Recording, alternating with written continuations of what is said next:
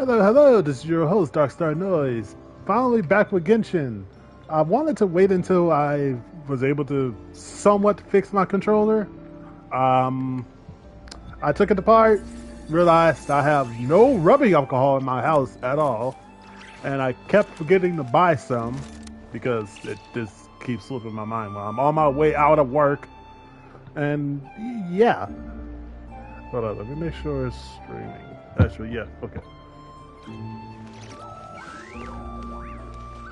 So I had no choice but to reassemble my controller. I did dust it off a bit, but really didn't seem to really help.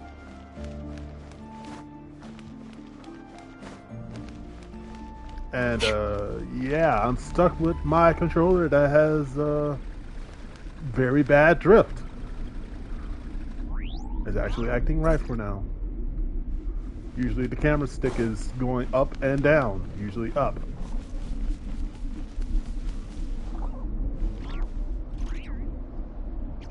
Hey, can you tell I didn't fucking do that? Anyway. Where's the mission location? Okay.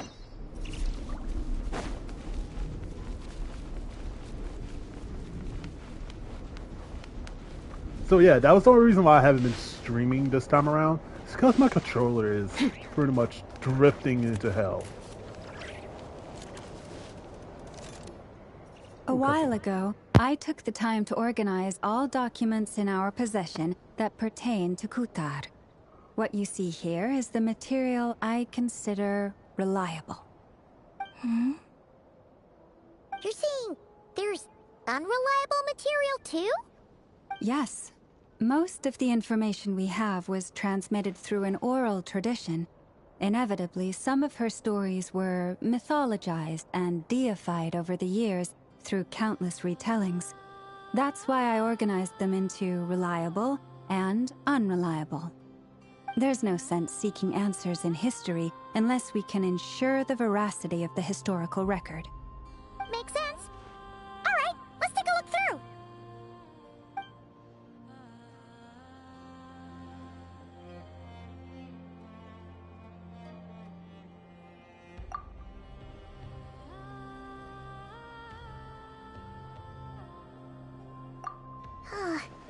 Almost all these records refer to Kutar instead of Columbina. Although neither of those is her real name. Paimon's not sure what point she's trying to make. What we can gather from these records is that the Frostmoon Scions worshipped her as a god, placing impossible expectations upon her. I cannot fault them for their earnest faith, but for all their devotion, worshipping her day in, day out changed nothing. I imagine that none of it resonated with Columbina. It wouldn't surprise me if, even back then, she had already begun to reject the name Kutar and everything it represented. Lama speaks the truth. When I heard them call upon Kutar with hope and expectation in their voices, they may as well have been calling upon somebody else.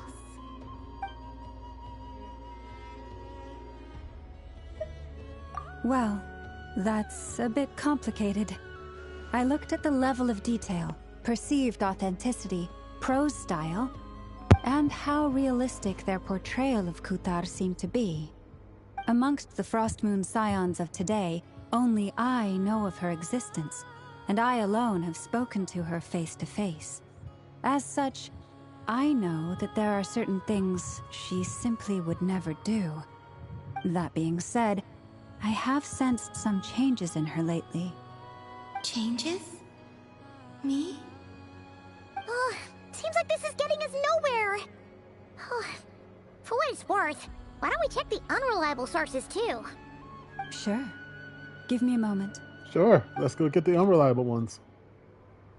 Oh. That's more books now. Where did she get up there? But a fraction of her divine might. Kutar sheared a great mass from the snow-capped mountain and cast it into the sea, upon whose surface shone the mirror image of the moon. Thus was formed the island of Hisi. Yeah, right. That doesn't even begin to pass the sniff test. The sniff test? The 3 moons are not but lies. Why does that sound through. very familiar? Only one moon has ever shone for us, and Kutar is her name.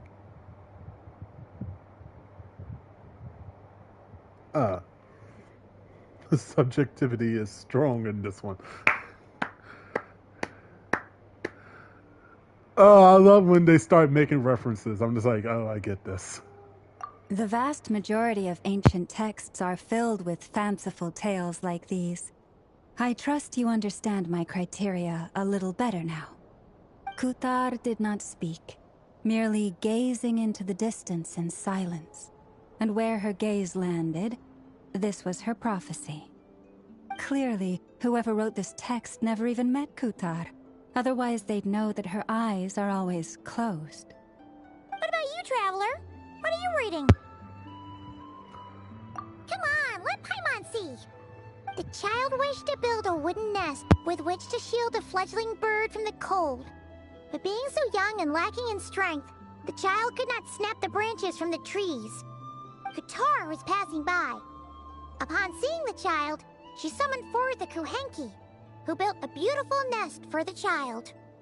I remember that. Not knowing the meaning of Kutar's divine intervention, the child dared not to respond, and thus ran home to call their parents. But Kutar was gone. The Moon Chanter declared the event a miracle and took the nest as a relic, placing it on high for all to see. The child was named as one favored by the goddess, and was greatly respected amongst the people. Yet, no further miracles were bestowed, and this matter was forgotten in but a few years. Huh. Any thoughts after reading that?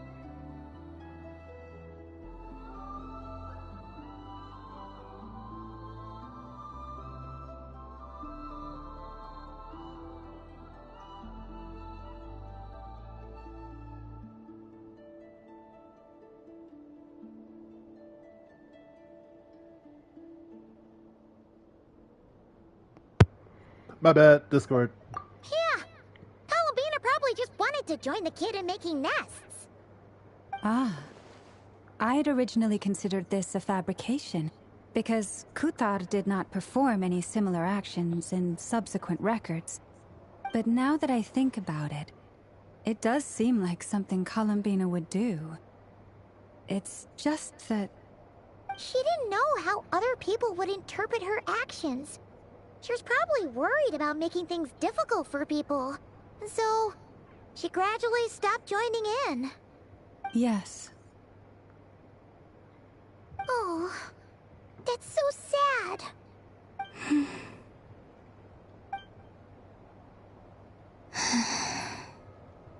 And now, I can make no such gestures of warmth, even if I want to.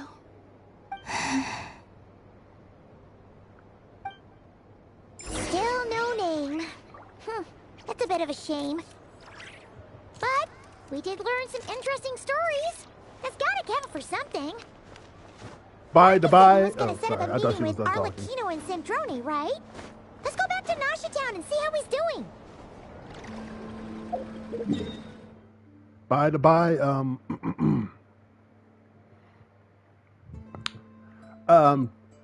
They already announced the next special program for Genshin. They announced it 2 days ago.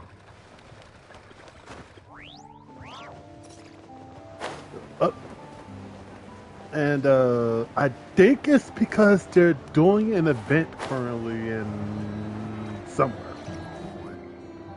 Let's see. And they already announced it there, so they just said most likely, screw it, announce it to the rest of the world.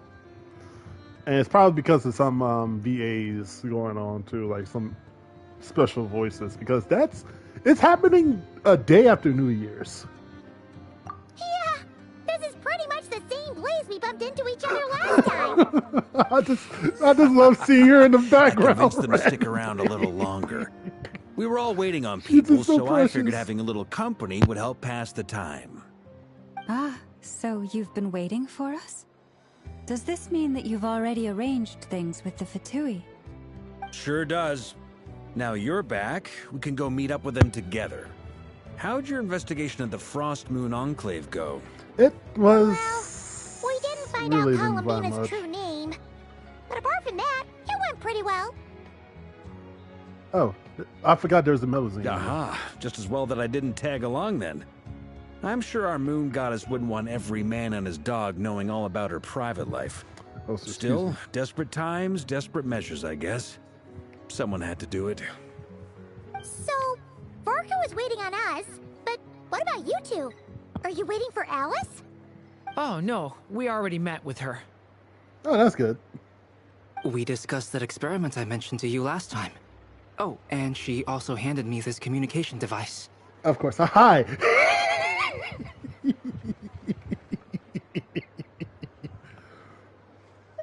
That's right. I understand she informed you about the relationship between the Phantom phenomena and Tevat's borders, yes? She wants me to help her with some more experiments on that front. She said that she'll contact me through this device with more information. Ah, I see. Following instructions and making observations. Pretty common research method. Takes me right back to Albedo's lab. Wait, then who exactly are you meeting? Someone you know. Albedo's met him too. But I don't think Miss Oh! Lama or the Grand Master Oh, I have know been who he is introduced. then. Introductions are overrated. Especially Raven. in cases like this. It's you! He came all the way from Sumeru. So, it's not like the Academia has prohibitions against going abroad. Also, I applied for leave. I've been writing to Hat Guy since obtaining a human form. I've already brought him up to Freaking speed Hat on Guy. everything that's been going on. That in because that's Darkrai. his quote-unquote canon name now. Hat guy. Turns out, I actually have heard that name before. Oh? Then why did you react the same way I did? I only knew the name, not the fella. But since we're all here, let's do some introductions for what it's worth. I'm Varka, Grand Master of the Knights of Favonius. Lauma, Moon Chanter of the Frost Moon Scions. And I'm a Drioche from the Vahumana Darshan of the Sumeru Academia. Hat Guy. He is just giving up trying to pronounce. Good to see you again, Mr. Guy. I believe we last saw each other on Pokemon Hill.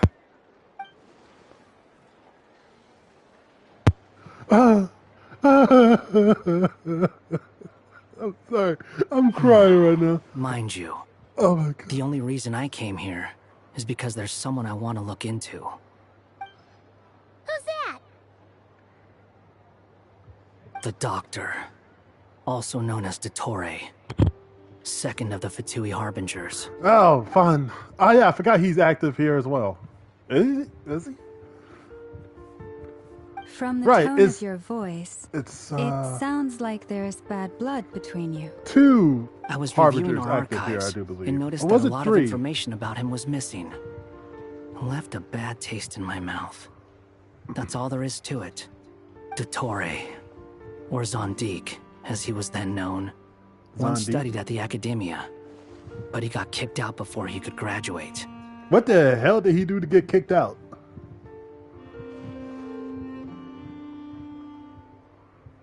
You know what? He is kind of batshit insane. So that tracks actually. So the Harbinger's #2 man is a college dropout? How embarrassing for them. I don't think he really Last cares. we heard, he was planning something. We actually heard that a few times before, even coming She's to just Darkrai. walking around randomly and We haven't seen a she's trace just of so him since we precious. got here. He only appears when something interests him. For all we know, he might have left already. But the fact he did something here at all is worth noting. It'll fill a couple extra lines in his file. Why does it sound less like a file you're writing and more like a criminal record? Well, technically, Anyway, it's the same we thing. were just about to meet 2 of the other Harbingers. Want to come along? Oh yeah, You might Arakina learn a was here thing or two too. about him there. Sure. Sure, done. Even though they're harbingers, well, they're old acquaintances of ours, so, you know. They when you won't talk to them, remember him, try to Paimon. be- I got it. The Frost Moon Scion's Actually, relations with the Fatui remain tense. one of them might be Forgive me him. if I do not attend. In that case, we'll continue assisting Miss Alice with her experiments. Good stuff. Everyone's having a fruitful time. All right, we better get going. I'll lead the way. Sorry I keep hitting my mic. It's not on purpose. It's just me scratching my nose or chin.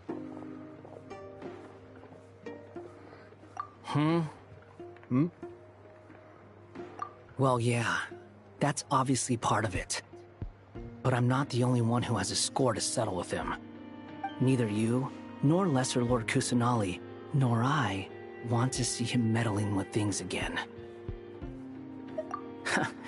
What's the hurry? Don't worry. Pigeons always know which way home is. You know, what? Pigeons? What? You know what? You made it. You know stuff about pigeons? Who is this? A scholar from Sumeru. They call him Hat Guy. He's an old friend of the Travelers. Wait, this is the academia representative you wrote about? He doesn't exactly look the part. I believe this will prove my identity. You'll notice it bears the seal of the Sanctuary of Surasthana. Well, what do you know? So it does. All right then. My mistake. It's fine. I expected as much. What? So as I mentioned in my letter, the Academia's got its eyes on Dottore. But this matter remains top secret. Apart from those assisting in the investigation, the fewer people who know, the better. If anyone asks, I'm here in Notcry to pursue my personal academic interests.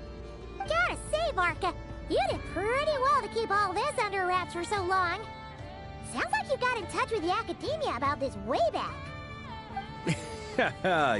You flatter me. Where do I even start? Remember that time we fought Rerir at Star Sand Shoal? He sure let me have it then, didn't he? I'll bet Dottore had that all sketched out, with me as his convenient little pawn. He could not care less about us if he tried, but hey! The feeling's mutual. Does Dottore really strike you as the sort who values his relationships with his colleagues? Fair point. Definitely not. Which is why I always keep my guard up whenever he starts making suspicious moves. To that extent, our motivations align. On top of which, I consider you trustworthy people. Now, back on topic. In the wake of the Reikir of Solnari episode, Sandrone and I grew suspicious about Dottore's complete inaction during the entire affair. So we tried to find out what he'd been up to, but unfortunately to no avail. He never lets anyone in on his plans. The more he cares about something, the more secretive he gets. Indeed. Perhaps he believes that by keeping a low profile, he can avoid trouble. But that trick isn't going to work on his colleagues. Yeah, I mean, he's been researching the ancient moon's remnants. And he's been trying to get his paws on the moon marrows. Only an idiot would believe he doesn't have something more planned. With this in mind, I returned to Snezhnaya and relayed my thoughts to Her Majesty the Tsaritsa, entreating her to have him recalled. That's pretty direct. Did the Tsaritsa agree? Yes. I made it abundantly clear that the Fatui's business in Notcry is almost concluded, and we do not need 3 harbingers in this territory. Her Majesty concurred. Accordingly, Dottore has returned at her orders. I imagine he is continuing with experiments, which no one besides he would ever have any interest in. Common sense might mean nothing to him, but he's not stupid. He knows that no good can come from opposing the Tsaritsa. Smarts alone won't get him all the way. He needs the Rooster's resources and Regrator's Mora, both of which the Tsaritsa can strip from him by waggling a finger. But doesn't he have a track record of publicly following orders while going against them in private? He probably has it down to a fine art by now. Wouldn't put it past him. We worked together on a research project once. Only briefly, but it was enough to show me that we're fundamentally different people. He has no interest in doing things methodically, stage by stage. His thoughts jump all over I the really place, love what they're and doing the with moment his Columbina in these curiosity is cutscenes. Just satisfied, have her in or random he places. gets the results he wants, he disappears. The only similarity we share is that once we set our minds on doing something, we will see it done, whatever it takes. Well, we definitely saw some of that in your battle with Rerir. You got so competitive. Ugh, do not remind me. Then I believe we all concur. Dottore will not simply give up. Fantastic. Now this is turning into a whole day of unpleasant memories. Ugh. Are you talking about the moon marrow stuff? He also strikes me as the kind of person to disregard experimental regulations, ruin all the equipment, and go way over budget. Then leave the first person he can find to deal with the fallout. Exactly. This one time, he was running some high-temperature experiment and the substance exploded. But does he care? No. He orders his subordinates to open the device so he can observe the results, which causes the gas inside to leak out. That gas was poisonous. If I hadn't been there, who knows how many people might have died. And after all that, he left while I was still cleaning up after his mess. What a waste of time, he said. Waste of time? The nerve! He wasted my time! You've been bottling that up for a while, huh? I'm about to say, she's been holding that guy, in. I must say, you seem awfully familiar with internal Fatui affairs. Especially when it comes to Dottore.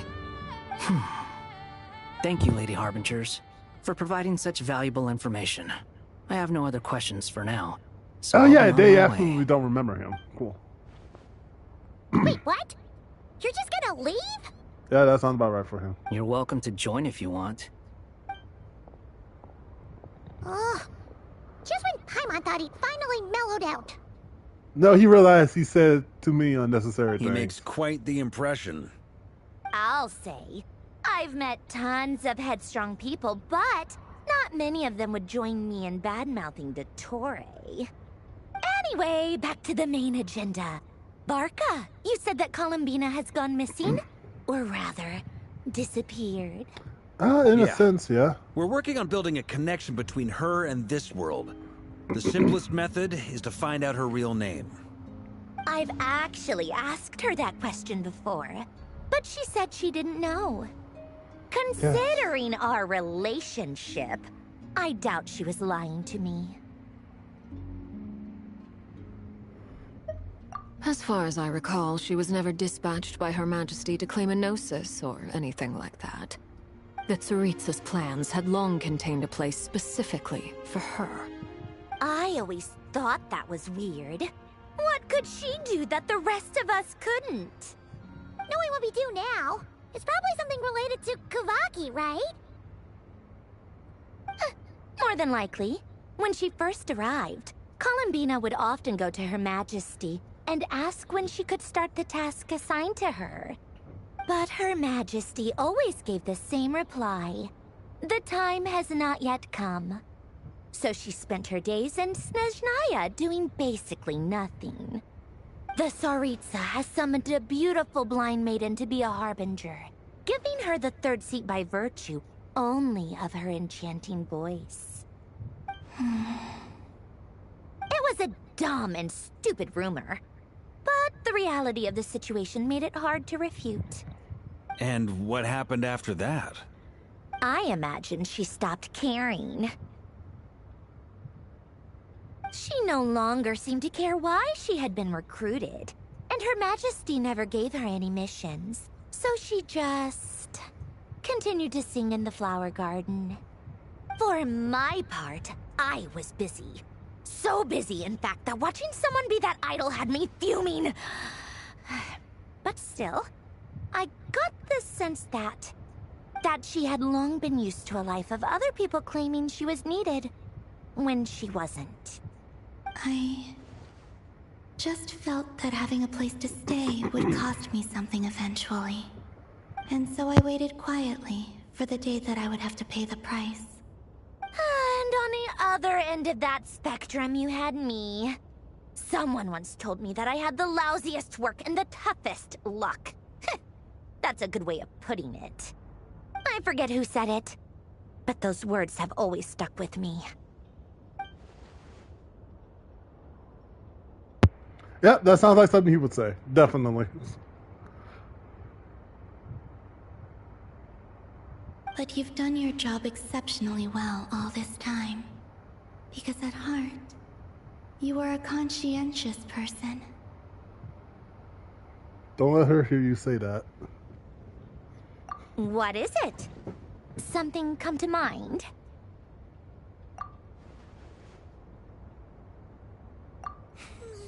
That makes sense. Nothing screams you are needed like your name shouted from across the town. Well, good luck with it. But if you ask me, Colambina is still the most shoutable name. I'm just so used to it now. After all the arguments we've had, I can't be bothered trying to remember another name for her. Nor I. Sandrone. Harlequino.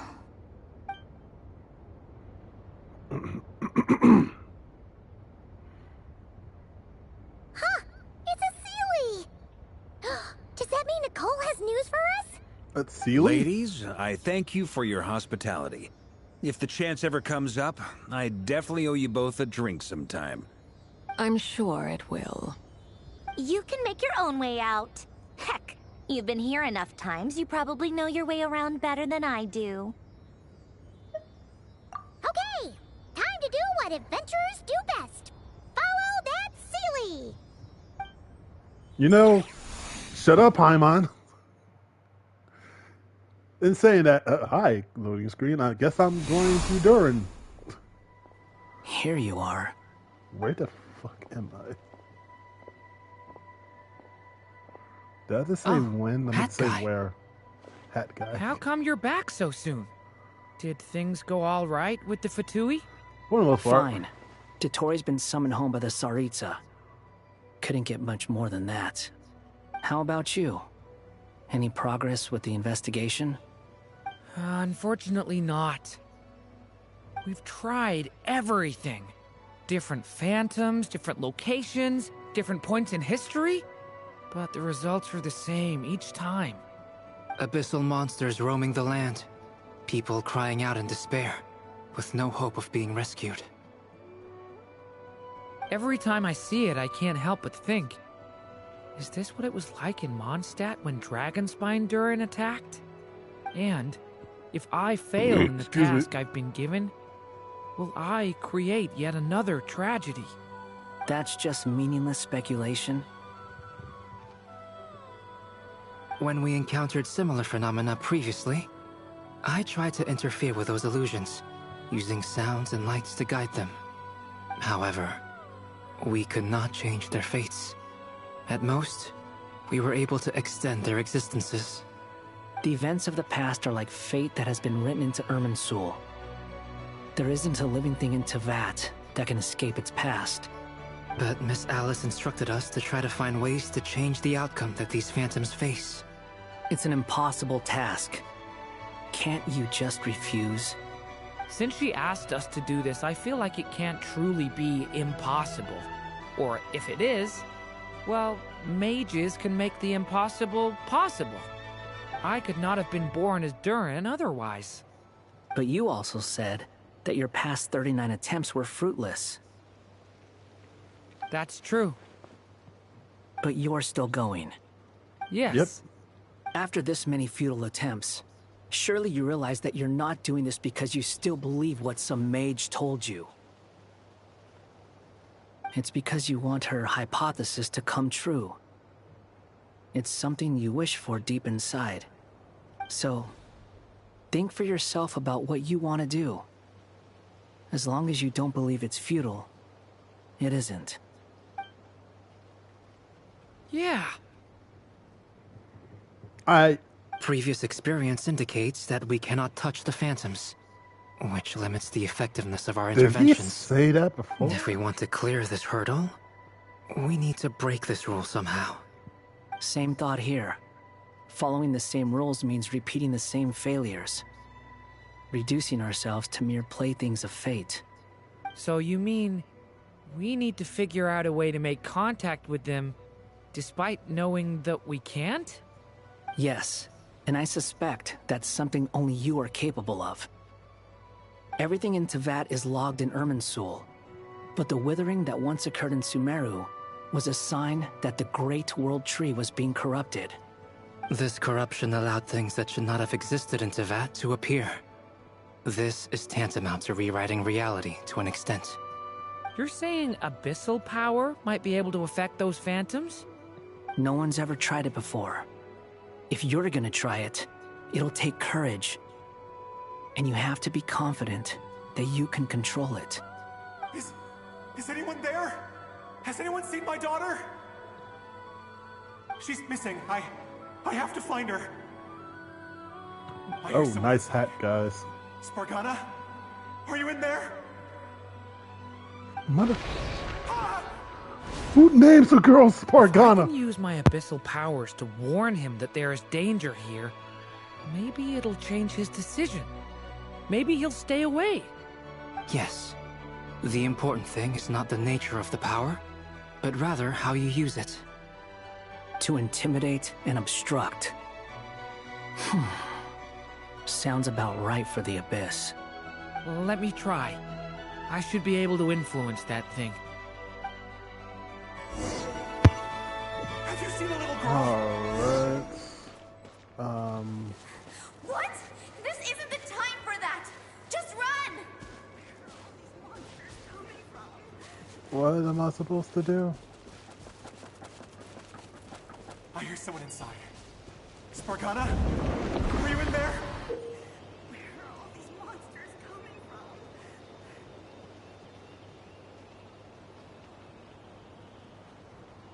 Oh, okay.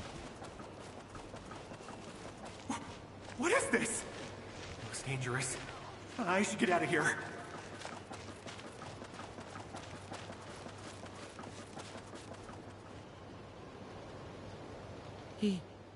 He really left. Ha! We did it!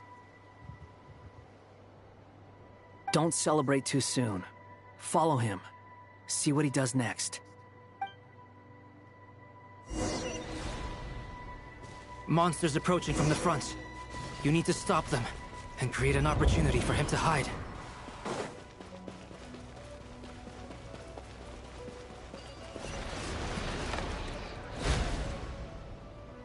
I did the wrong one, didn't I? Help me!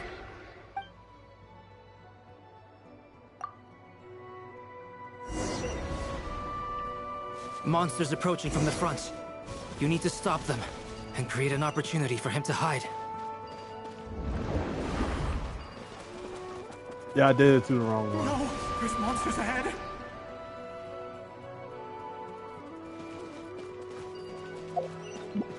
Wait, is that the barrier I saw earlier? Why is it appearing now? It's as if someone's controlling it.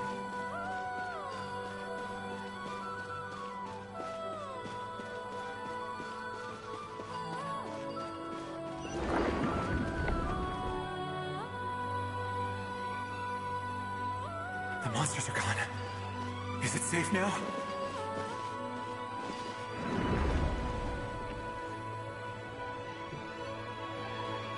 Hey, can you tell I'm fighting my control stick again? Yeah. The barrier's gone too. How odd. Anyway, I guess I'll keep going. Quickly, let's keep up.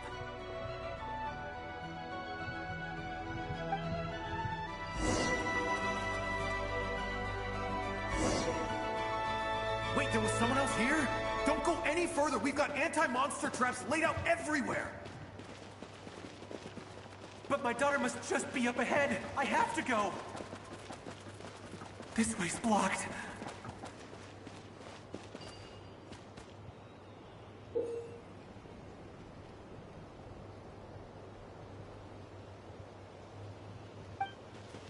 We might be able to use the explosives over there, but we need to take care not to hurt him.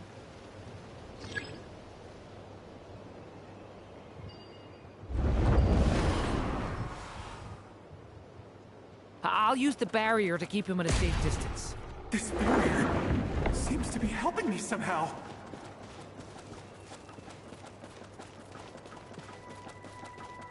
Hey, hey, wake up! Oh, no good. Gotta keep moving ahead.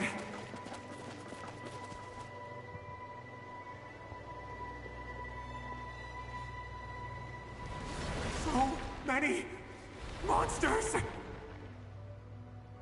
There's still a chance, Durin. Use the traps.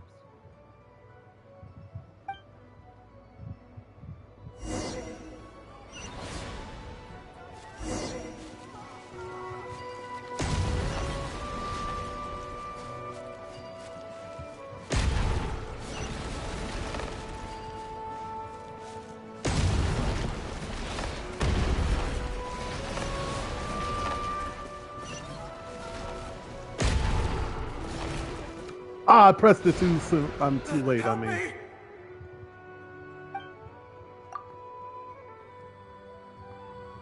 Dang it.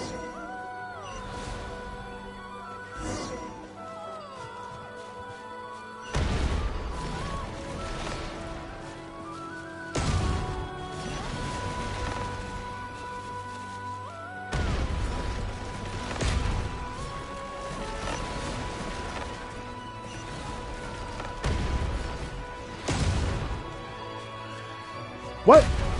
Oh, okay.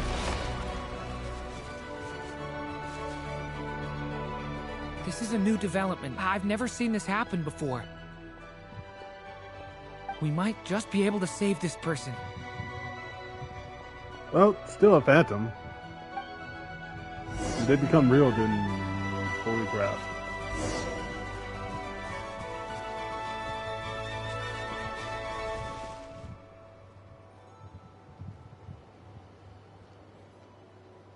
Hello there.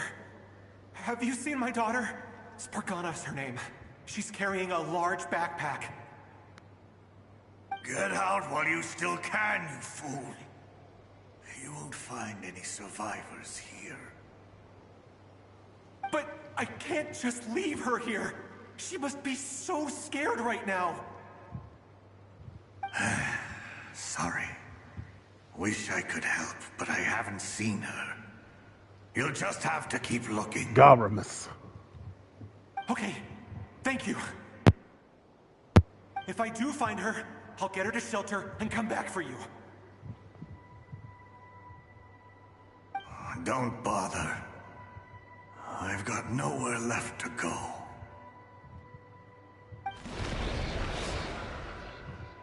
What's that noise? Monster! No, if he goes inside, he'll be walking into a trap. Let's try this once more. This time, we have to stop him.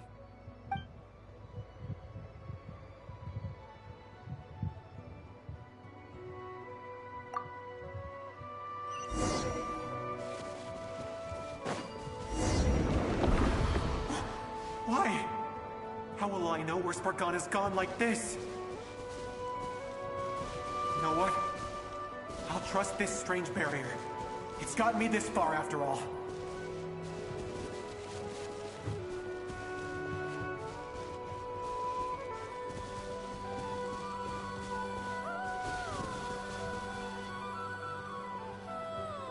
Spargana, are you there?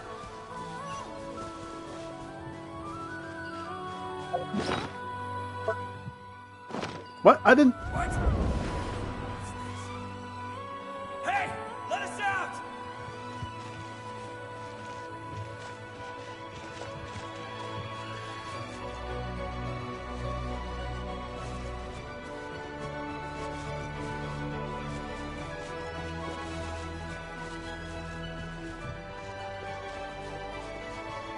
Actually, I feel like that was the wrong thing to do.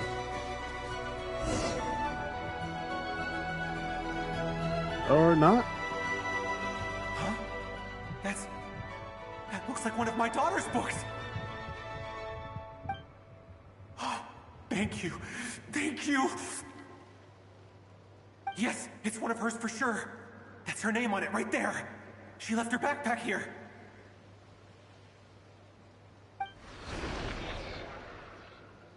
Durin, just like last time. Use the explosives.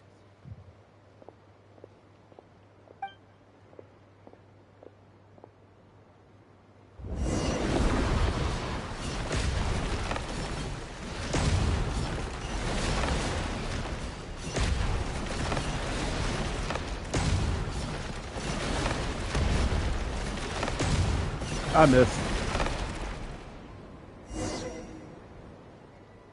It won't work. There's not enough left. If he makes it in, he'll die.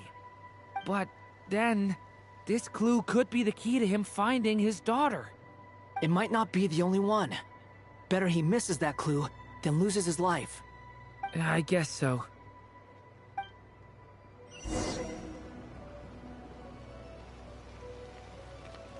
Stop him, Durin. We can't let him get any further in. That's my daughter's book! She's passed this way! Why? Why won't you let me go in? I've searched and searched and searched just for this! But how will I find her without any clues? I no longer have anywhere else to go.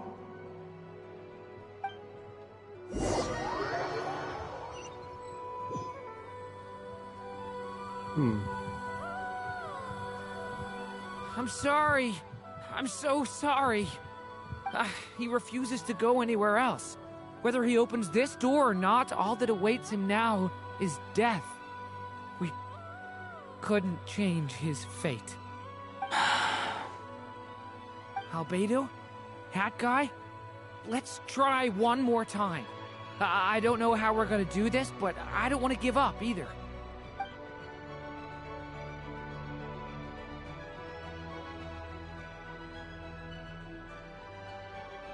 Why am I here? What's going on? All these scenes running through my head. Where are they from? Huh? What's going on? His reactions have changed. How many times have I... What's happening to me? Huh? Wait. Who are you? What? You can see us now? I feel like I always could, but that I only just realized you were there. I'm sorry, I don't know how to describe what I'm feeling. It's all But weird. you were the ones guiding me using that marked barrier, right? I haven't done anything yet, but those monsters, those deaths, they feel like memories. Like things I really did experience. I won't find my daughter. In fact, I'll ultimately die trying to find her. Isn't that right?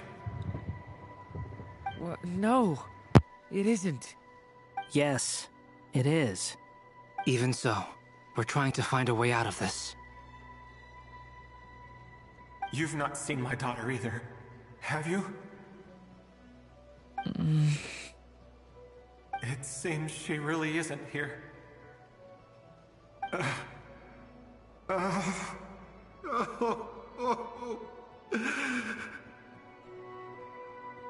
I'm sorry we couldn't help you.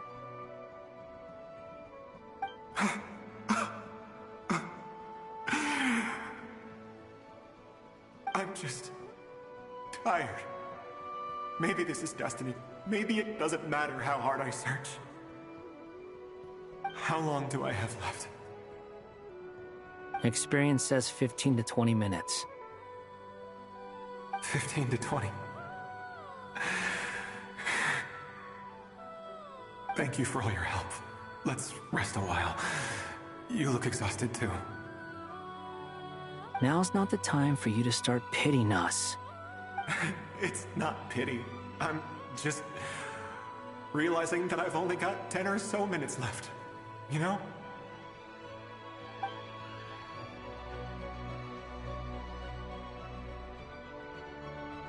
You say you're from Mondstadt, yes? A place with windmills, where people enjoy limitless freedom? And you're from Sumeru, where they've built an academy into a giant tree? Yes. It seems you've never heard of either place. Those names are unknown to me, I'm afraid, yes. Have you heard of Hyperborea? I have, but I heard that it was destroyed in the distant past. I see. That was where my ancestors once lived. What about Delphi Pytho? Was it later rebuilt? I've never heard that name. Then what about Sal Vindagnir? I have seen that name on stone tablets on Dragonspine. But I'm afraid the only things left of that place are its ruins. I see. Sure enough, there was no way to turn this around, huh? I'm sorry. I was the one who asked to chat, but it seems like we're too many ages apart. There's barely any common ground to start from. It's all right. We did hear something new, at least. From how you speak of your lives, things must be going all right for you, I guess. They are. Mondstadt is a place of freedom and happiness. There's a lot of good people in the church and the Knights of Favonius, and even outsiders find that it's an easy place to feel at home. We have festivals a few times a year. Everyone gets together to drink, sing, and be merry. Sumeru's a lot more uptight. Not really the kind of place where you can relax. It's a nation fraught with problems wherever you look. But if all you want in life is to seek knowledge, I guess it's pretty much paradise. That's wonderful. In other words, after this all-devouring black tide passed, humanity did not merely avoid extinction, but rose to build prosperous civilizations anew. I mean, I can see you all right now. That must mean the future isn't a total mess, right? That's true. Well, time's almost up. Let's part ways, I think. Might be best if you don't waste too much time on me. The chances are slim, I know, but I'd like to spend these last few minutes looking for Spargana. If things work out, I'd love to tell her about what I've heard. May we meet again. Well, or not, most probably. In that case, may your wishes come true.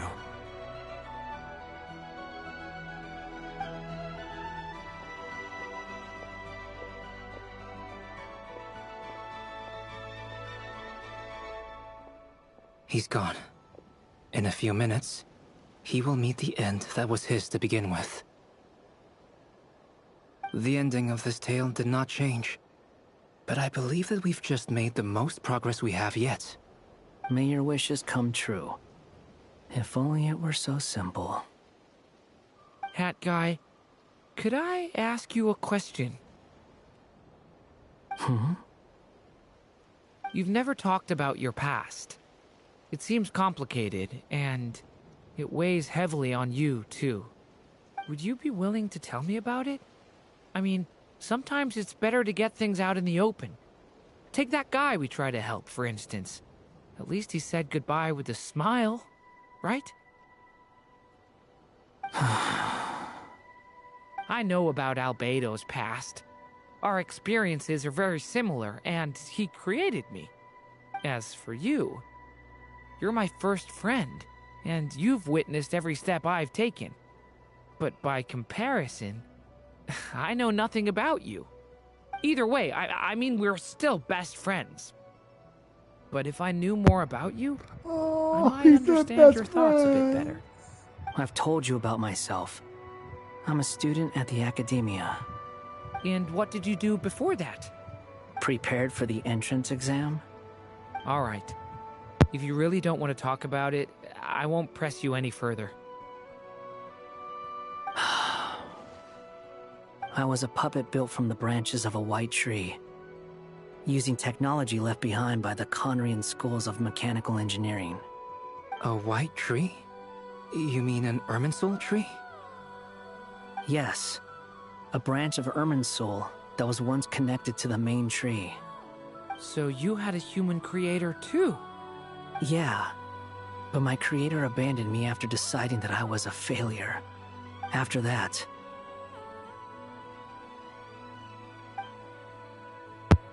His entire story as Scaramouche. Durin, resisting the influence of the Abyss, suppressing the urge to destroy, trying to do the right thing.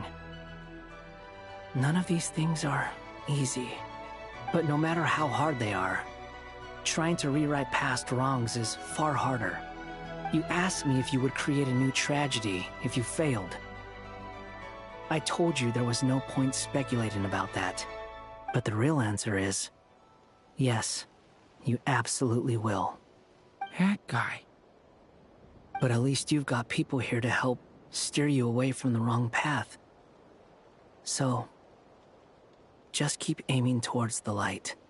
I will. I promise. All right, break time's over.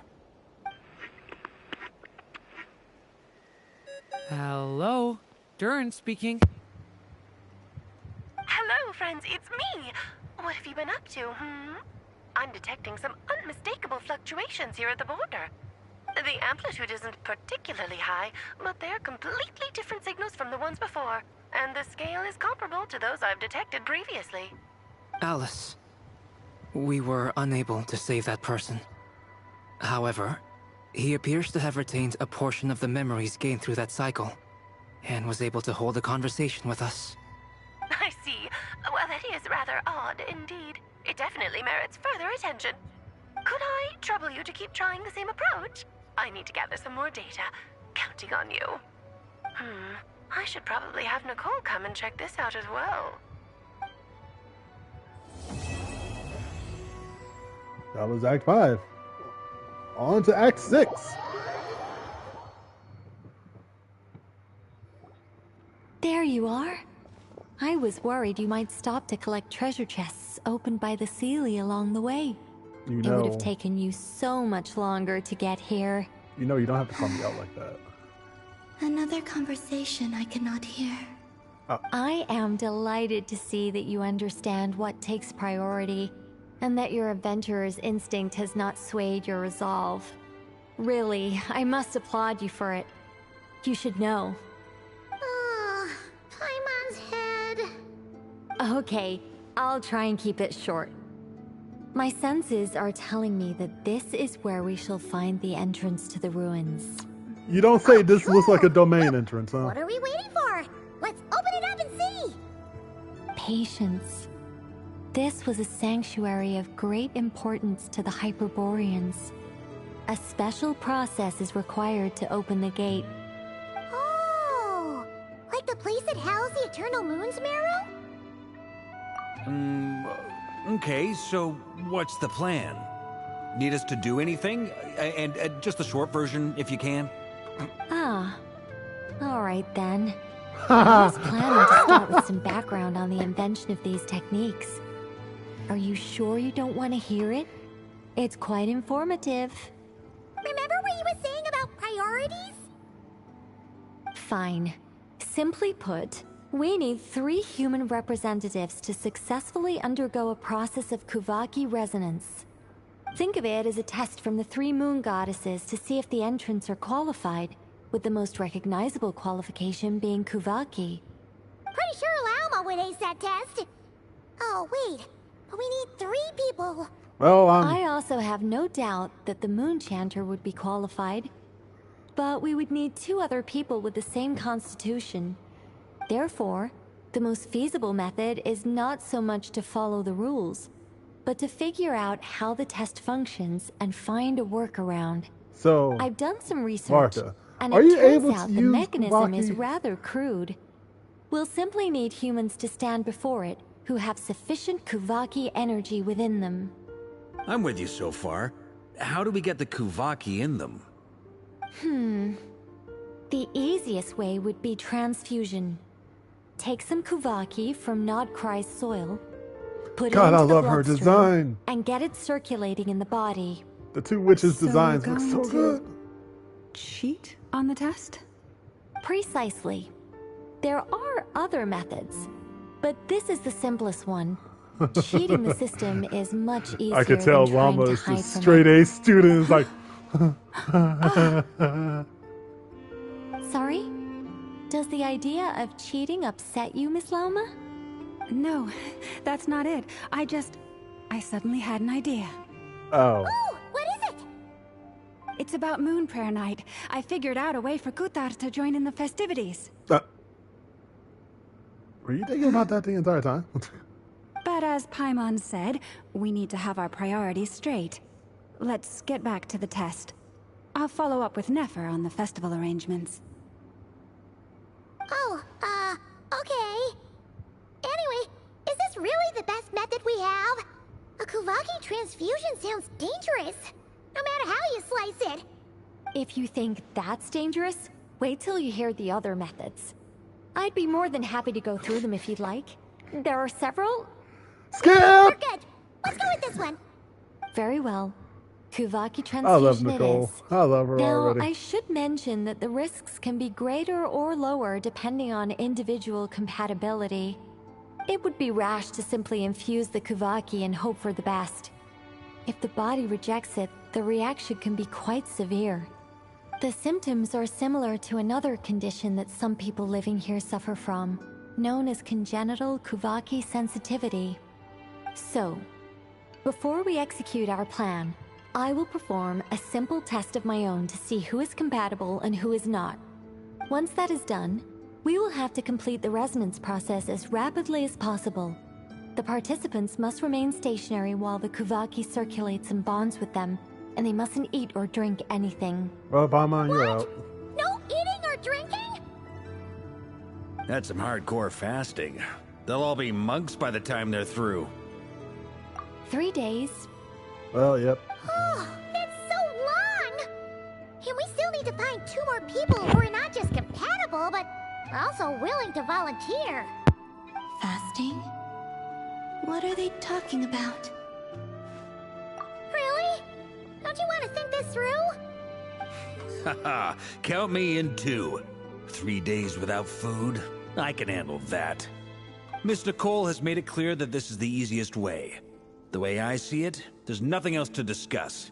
It's time to step up. Yeah, you're right. In that case, Paimon volunteers to be Captain of Logistics. She'll keep the fires lit and grab some spare clothes to keep you comfortable. Then we'll start with you first, Traveler. Please step forward.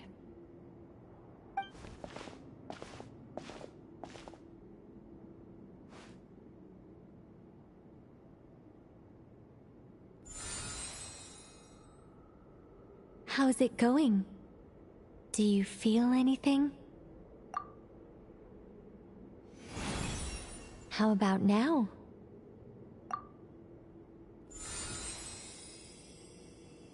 And now?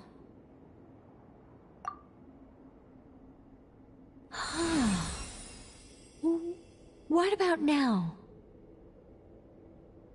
You guys, it's not a competition, you know. All right, I'm officially impressed. Even as a descender, you can withstand far more than I imagined. It's like I summoned a giant stone titan to arm wrestle you, and your arm hasn't even moved an inch. In my last attempt, I infused 5 times the amount of Kuvaki required. That much? Yes. Well, she also has a moon marrow inside of her. Compatibility won't be an issue for you. You're eligible to join. You're next, Mr. Varka. Sure, here goes nothing. All right. I'll start where we left off. 5 times the required Kuvaki dose. Nicole, stop it! Whoa, whoa, whoa, hey, wait a minute.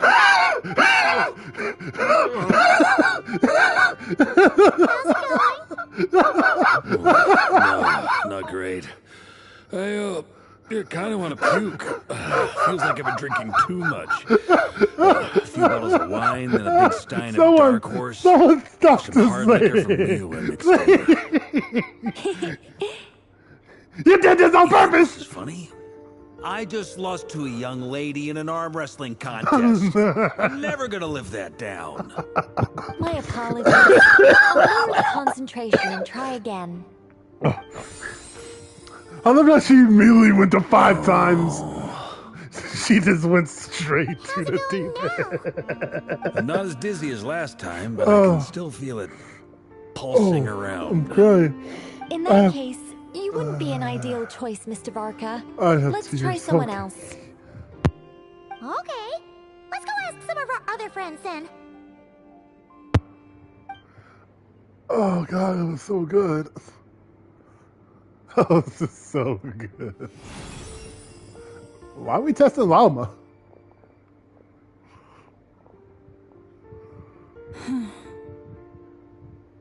No surprises here, Miss Moonchanter. You're perfectly oh my goodness, compatible. that is so you goddamn funny.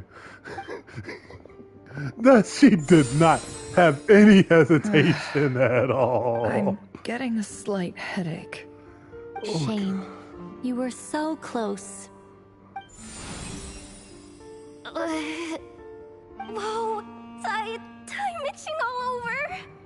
Allergic reaction. We can't have that. Huh? Hi, I know. Well, are you gonna start or what? The Hexenzirkel is an organization that cares for and protects children. We will not have them do dangerous things. Fair enough, actually. Not even tests. Sorry, I know. Is something the matter? The candidates have to be human. Fair. I guess that rules me out too. Everyone except the Moonchanter got beaten. Guess I don't need to feel so bad after all. I mean, looks like this isn't going to be as easy as we thought. Listen, perhaps I could ask for volunteers among the Frost Moon Scions. She just drew you into the deepest deep end possible. I'll see about talking to some trusted Lightkeeper colleagues. She went easy on the Heatlua springs to mind. In fact, I think we had some former Frost Moon Scions join our ranks recently. Give me the scientific explanation for how the test works. I can probably make some Oh my god, that was just so funny. Then we can just zip through Nasha Town, going up to people and pressing a button to check their status. Wouldn't that be way easier? No. Wow. No elaboration for once. How about I contact the Knights of Favonia's garrison in the Wave Chaser plane? Shame that Lohan's already left. And that guy's even tougher than I am. Strange. The moon goddess is clearly revered by many people. So why is she on the brink of disappearing? She mentioned that the world has rejected her from the very beginning.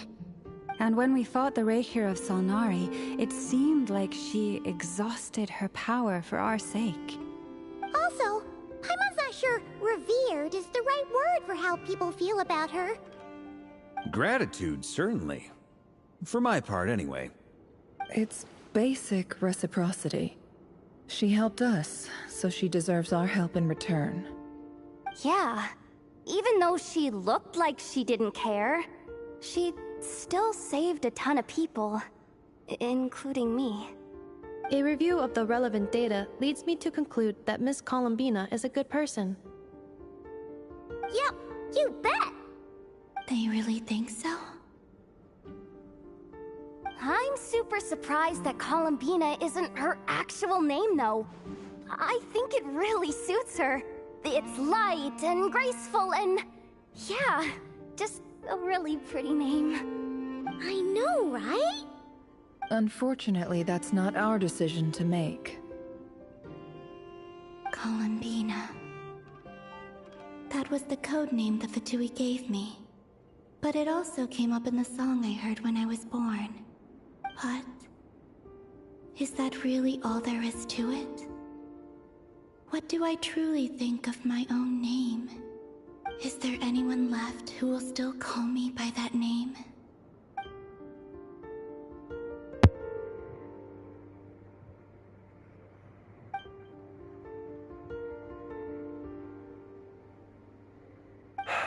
Moon Prayer Night is getting closer by the day. Oh my goodness, that was We're running out of I'm time. still We recovering need to from look the for other laughing fit. candidates. Was that Arakina? Then allow me to try. Huh? What are you doing here?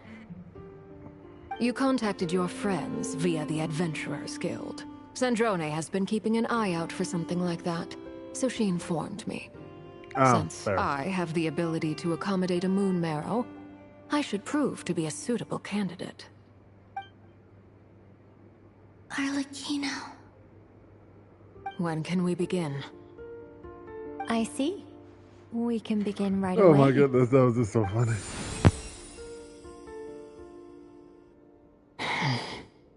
How was it?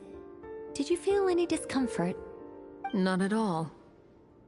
Then it seems we shan't need to look for additional candidates after all. Great! Cool. All right, like Paimon said, the rest of us can take turns making sure the three of them stay warm and comfy. Then, my job is to take care of the caretakers. I will ensure everyone receives food and accommodation. Oh my goodness, that was funny. I'm ready as well.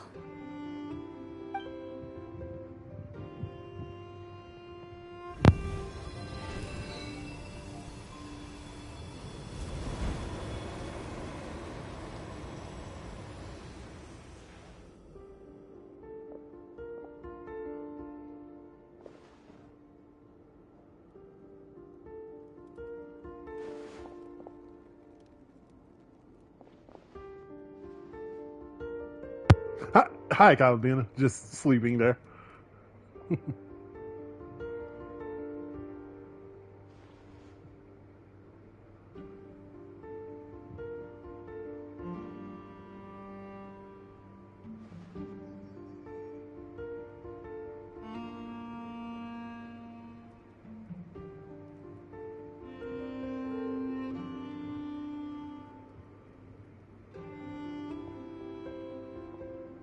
The work is done. The sacred scroll shut. The stars grow dim, the people silent. The white sun sets, the silver moon rises. O path to the temple, appear now before us.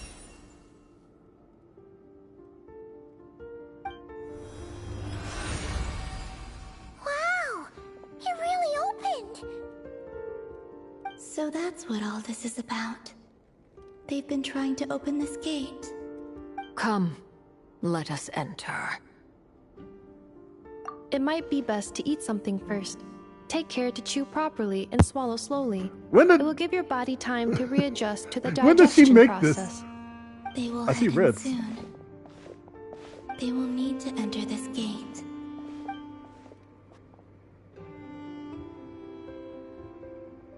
Huh? I cannot pass through. Is it because I have no physical body? It has been 3 days. My strength has all but completely faded. Can I really hold on until Moon Prayer Night?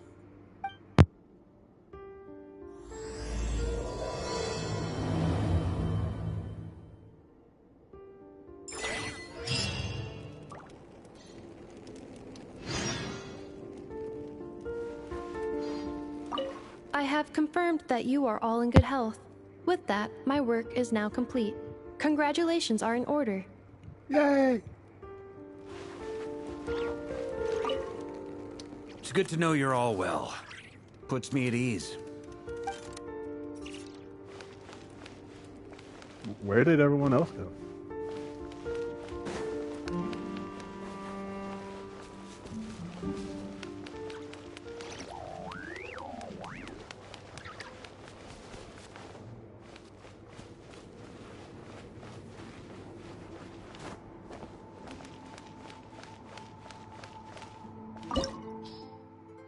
Phantom of the Sanctuary, okay. I need Pyro, which, let's be real, we have Pyro and Spade.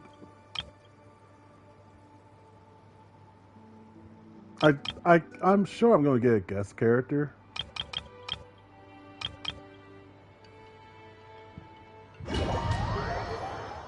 Also, I'm somewhat sure that someone is dead on this team. Oh, no one's dead on this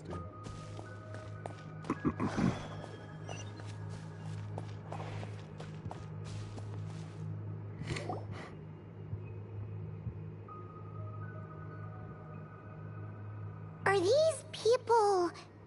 Judging by their clothes, they appear to be phantom Hyperboreans from the distant past. That could mean they have some clues about the moon goddess's name, right?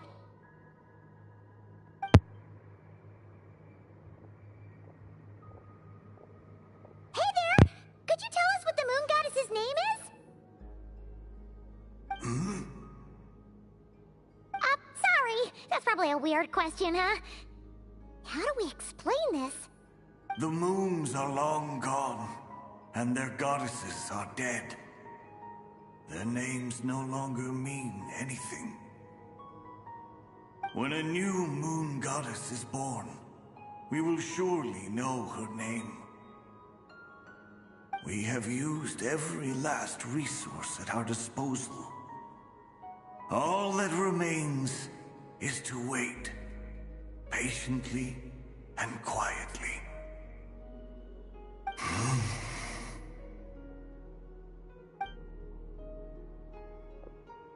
Were the people of the past all this devout?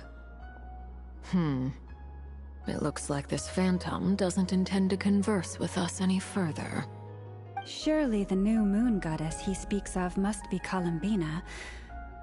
Alas, Kuthar's birth came long after the age in which he lived.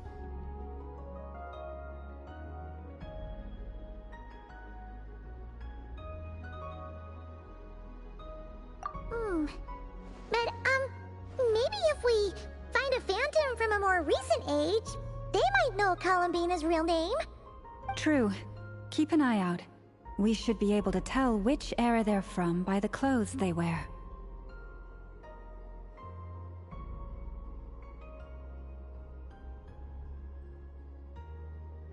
Yeah, you've been pretty talkative this whole time. What changed? Oh, nothing. I'm fine. You all make good points. When the Hyperboreans speak of moon goddesses, they mean the three from truly ancient times.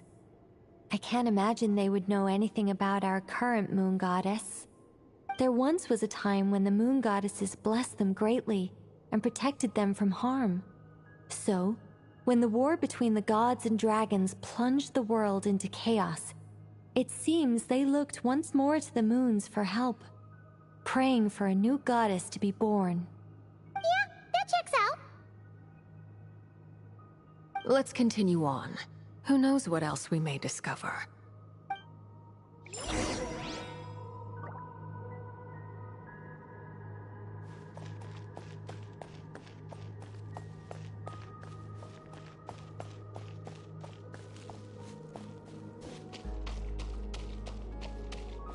There's a door blocking this path. Not a problem. Try this.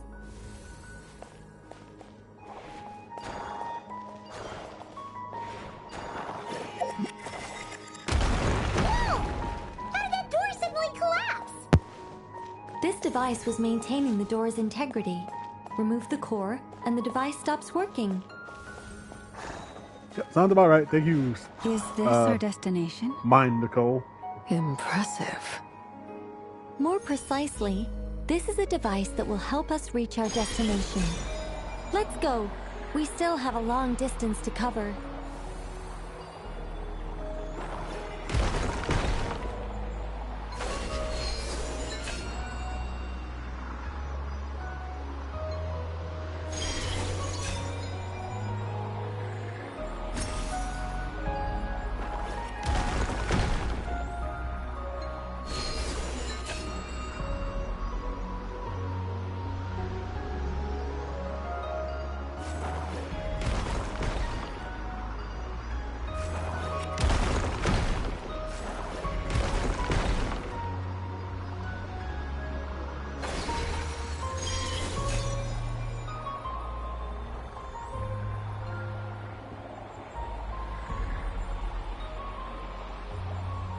Wasn't that long. Wasn't that much distance to cover. The way ahead is blocked by broken rocks. Let's try that device again.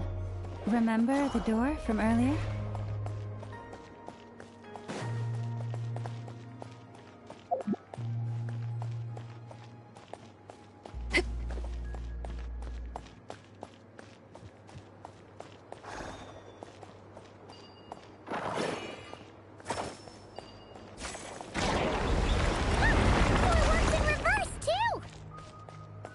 I guess.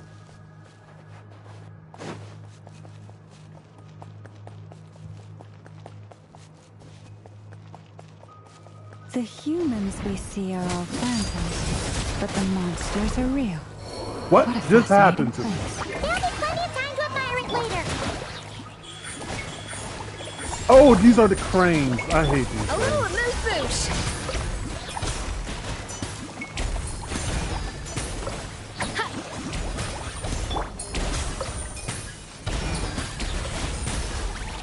Right now. Emerge.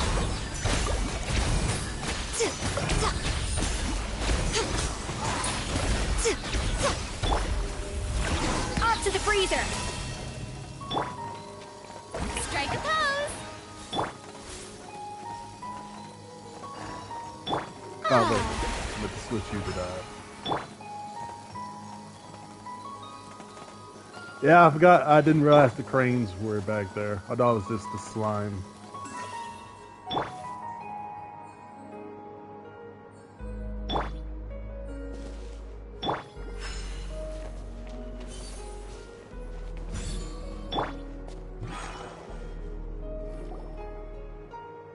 Ooh, there's a whole bunch of artwork in here.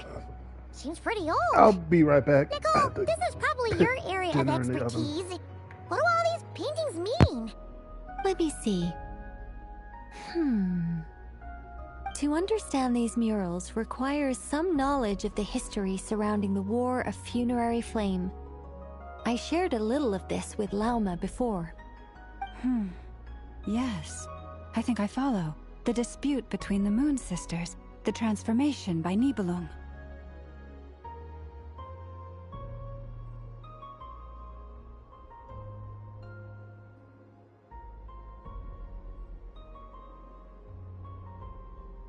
Oh no, it's no trouble.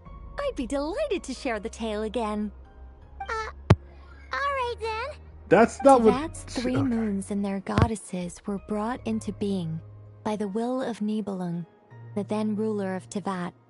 But when the heavenly principles came, they changed the world completely, down to its very foundations. The moon goddesses were nowhere near strong enough to challenge this entity. But the heavenly principles did not view them as heretical entities that had to be removed. Essentially, the three moons existed to keep this planet alive and operational, which did not directly conflict with the heavenly principles' aims. Nevertheless, the inherent precariousness of this arrangement would soon be revealed. Nibelung returned. Yes. He did, and thus began the War of Funerary Flame, a battle for dominance between Nibelung and the heavenly principles. Discord would soon emerge between the three Moon Sisters. One would voice the opinion that they should follow Nibelung, for it was he who first hung the moons in the sky. Another would argue that taking sides in the conflict would only bring the world closer to ruin. There was no telling where it would lead, especially since their creator had returned bearing the perilous power of the abyss. Nibelung would eventually discover their disloyalty. He had all three imprisoned before transforming the moons into weapons with which to fight against the heavenly principles. What? Weapons? Yes. The very moons that had once defended the planet became instruments of death and destruction, striking terror into the hearts of all living things. And although the heavenly principles and the three Moon Sisters had once been at peace, it now seemed that the moons posed an unacceptable threat to Tivat.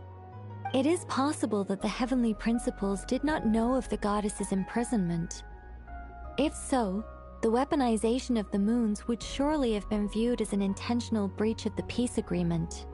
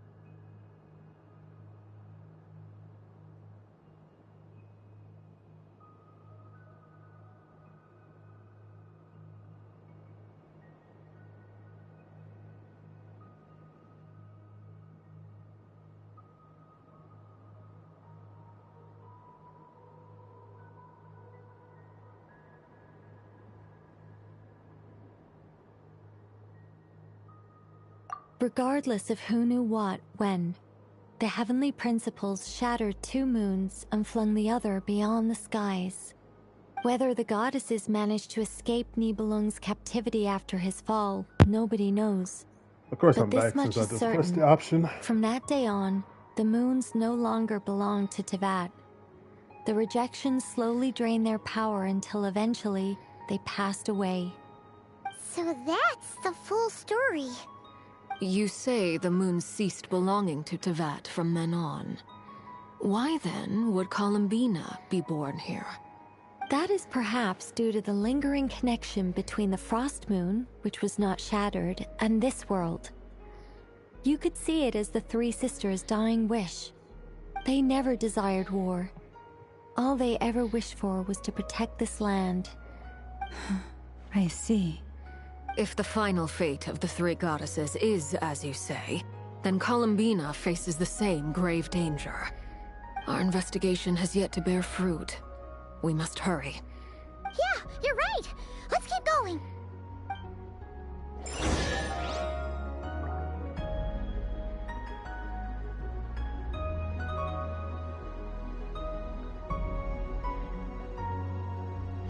Okay.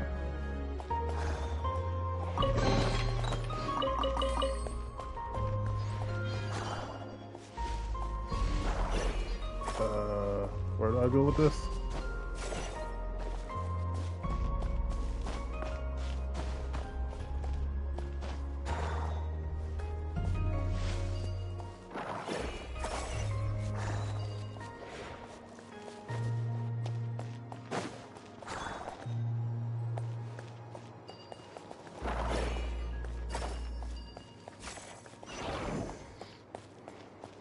Yeah, you best believe it's freaking hard to maneuver with this thing, by the way.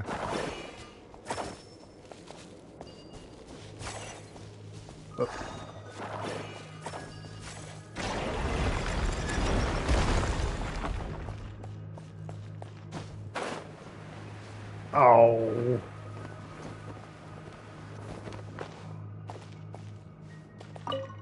Should we trust him to keep his promise? We have to. There's nothing else we can do.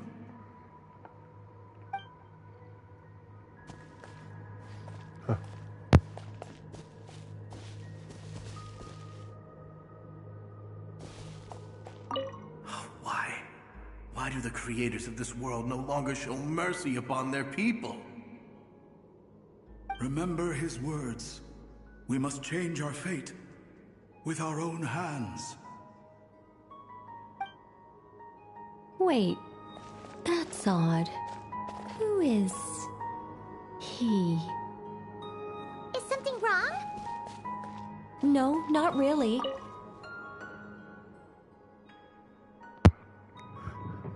I didn't think it was going to interrupt her. Okay. 30. Wow. Impressive. I have no idea what she said. Because I accidentally pressed square too soon. Yay. There'd be the trouble walking.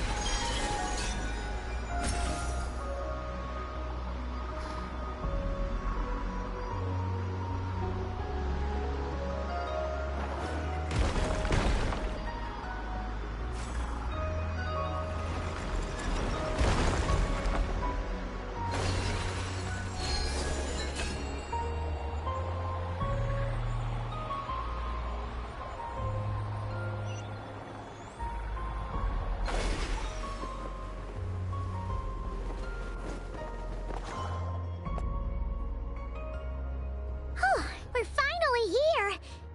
Guessing we'll need to activate this thing? Indeed. I was a little worried about that at first, but as we got closer, I sensed that the Kuvaki within it flows unimpeded. It should be functioning normally. The only issue is how to activate it. It's looking a little worse for wear. What about the cores from some of the other devices we've seen? Can we repair it using those? In all likelihood, yes. I imagine that would have been the Hyperborean's backup plan. Let's look for some cores.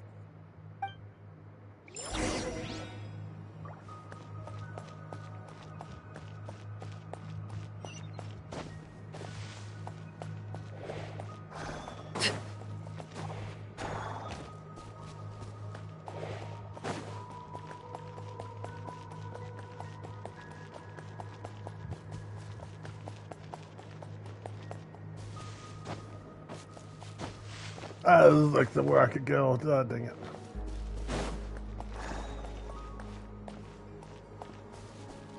And I'll be exploring this place for a good bit, I see.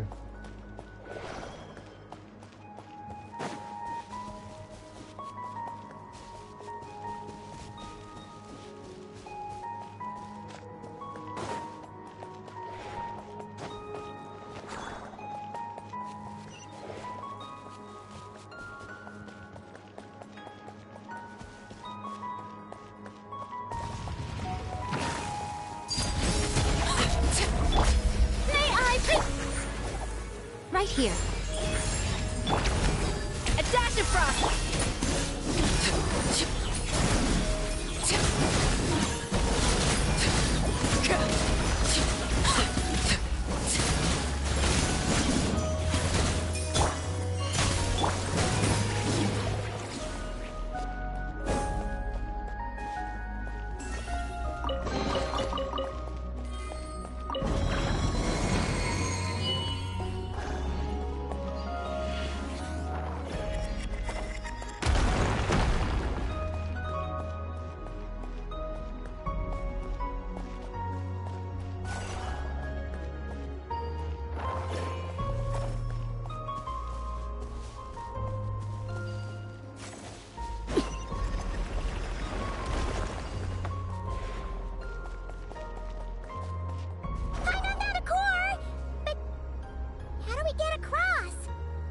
Walk up, then jump down.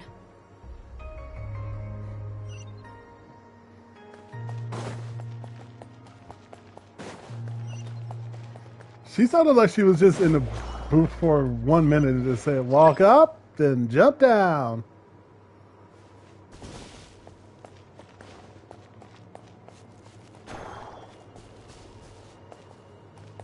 Oh, this is going to be hell, isn't it?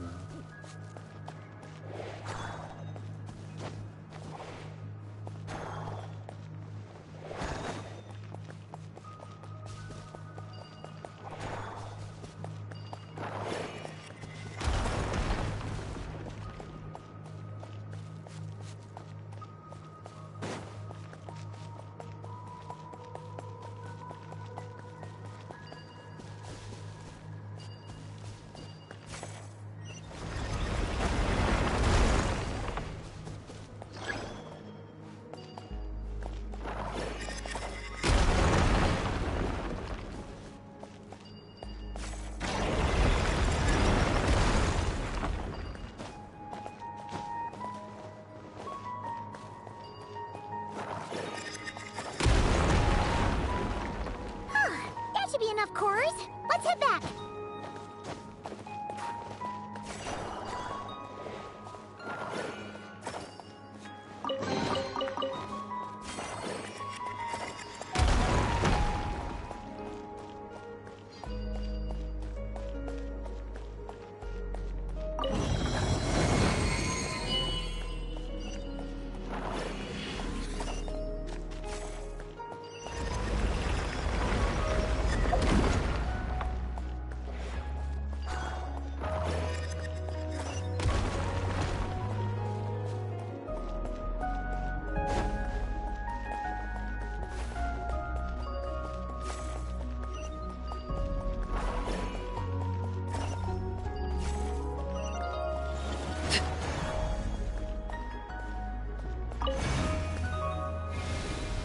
Yep, I am literally fighting the camera very often. It's hard to believe that the ancients were capable of constructing such things. Paimon sees our destination! It's right up ahead! Yes, let's go.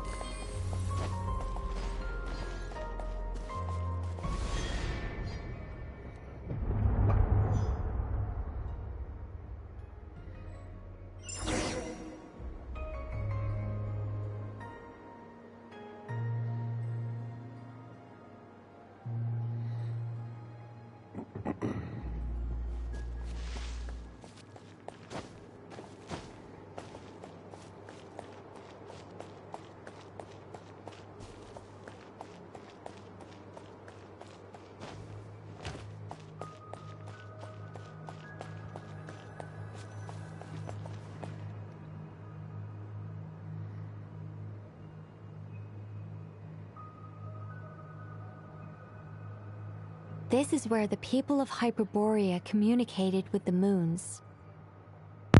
We need only place the moon marrow upon this platform on Moon Prayer Night, and we shall be able to open a portal to the moon and send our moon goddess back home.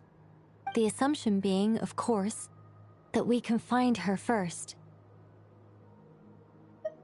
That's right. You want to know if it's safe there, don't you?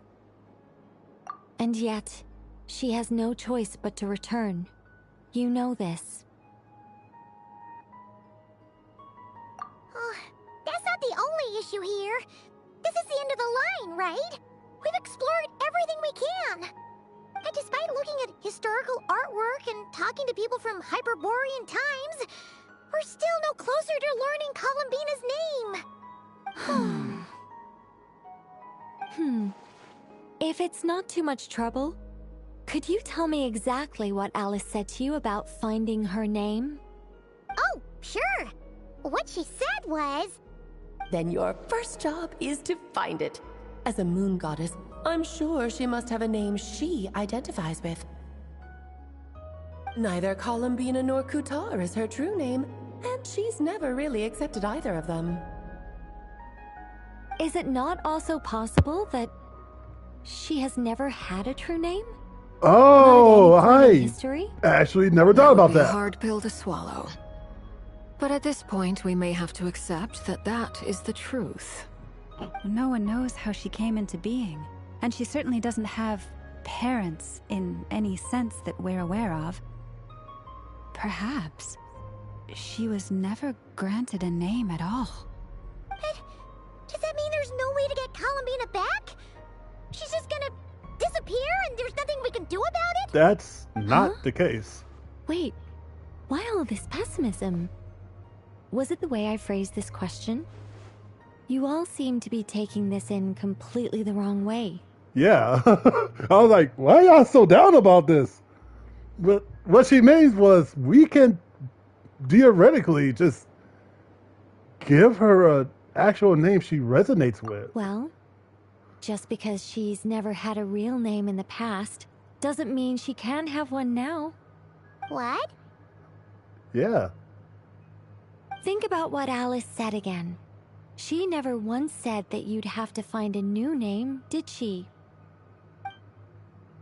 Are you saying what I think you're saying? Yes. Yes. I just Names thought are about that. anchors that connect us to the world. If she doesn't have one already, then all we have to do is create one, no? And not the two It's she like- doesn't resonate with. Yes.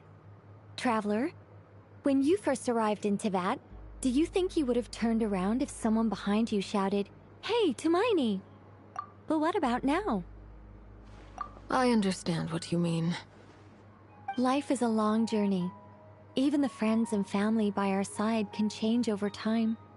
When people call you by different names, what matters isn't so much the words themselves, but what they symbolize. And of course, whether that resonates with you. Ether. So, close your eyes and picture the moon goddess in your mind. If you were to call out to her in this moment, what would you say?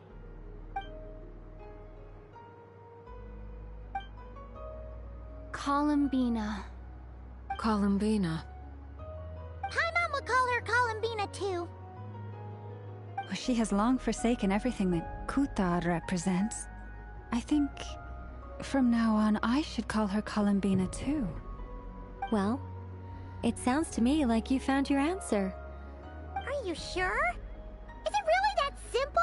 We haven't found her this whole time, and not for lack of trying. For a journey like this, the process is every bit as important as the outcome. Had you not searched far and wide, rejecting every other answer you were offered? How could you have come to an answer you felt was finally correct? Oh, it all makes sense now. This has Alice's fingerprints all over it. Are you suggesting that Mage knew from the start that Columbina never had a real name to begin with? You know... I can't say for sure. But I can definitely imagine her chuckling in satisfaction somewhere right now, saying, "Ah, what fun." Llama! Your antlers! You should hurry. The festive moon has begun to rise. Do not worry, for when you called the name Columbina just now, I could sense that the power within was enough to summon back the moon goddess. The power within what? The name? Yes. Yes. So, the thing is... What's wrong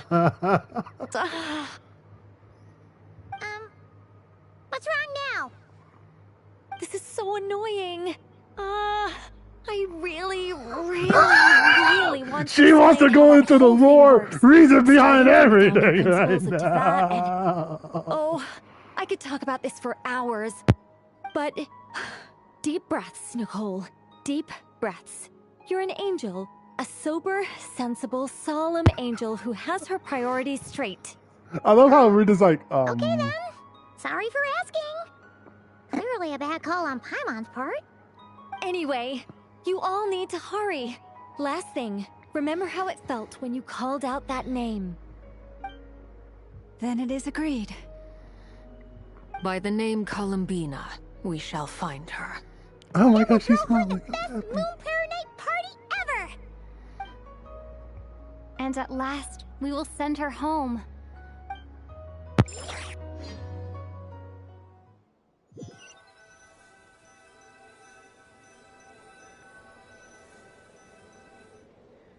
I can barely move anymore. My consciousness is fading away. Have they come back out? I'd love to see them one more time.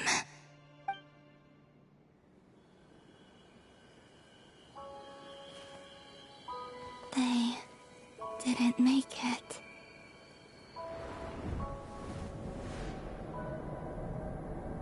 Could you tell me your name? My name is... Columbina!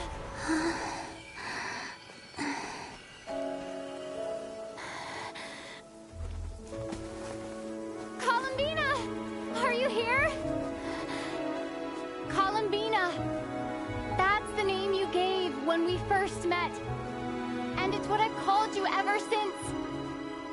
Columbina.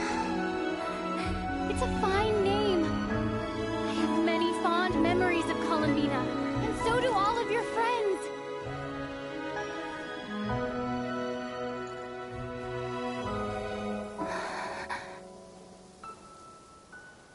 If you like this name,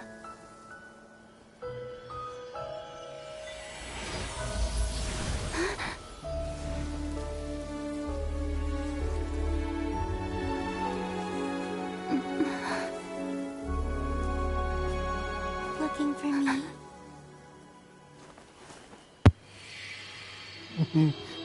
Yay, she's back.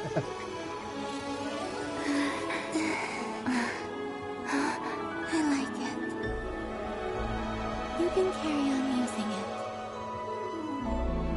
My name is Columbina Hyposelenia. Hyposelenia. Oh my god. She has two names now. Columbina Hyposelenia.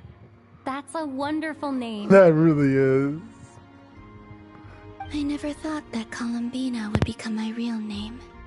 But after I met you and my other friends, the things that this name stood for slowly began to change.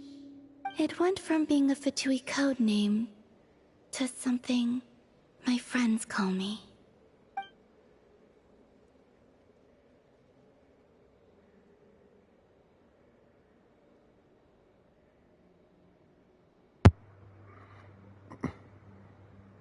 I'm so happy. What is it? Why aren't you saying anything? I'm just so happy for you. Thank you. So, where's everyone else? Currently getting ready for the Them festival. very soon. Everyone went to different places to try calling your name. Great. I'd like to thank them as well. Everyone's done so much for me. Searching for my name, entering those ancient ruins. Huh? Wait, so you were... Yes, I was there. Not physically, but my consciousness was still holding on. I followed you the whole way. Yeah, she was so... Starting from when? You turned around and called out my name while you were in Nasha Town. Do you remember?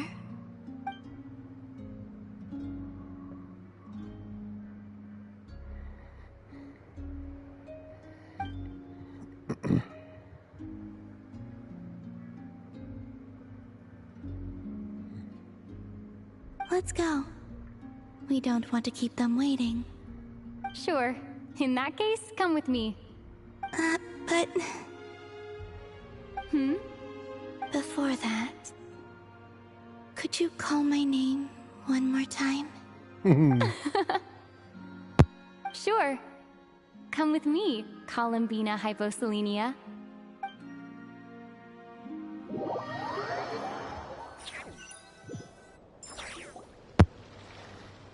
So hey, next update I'll be able to get Columbina because I have a guaranteed pity. I've given up on trying to get Doran. Since not everyone speaks critters, I like. Oh.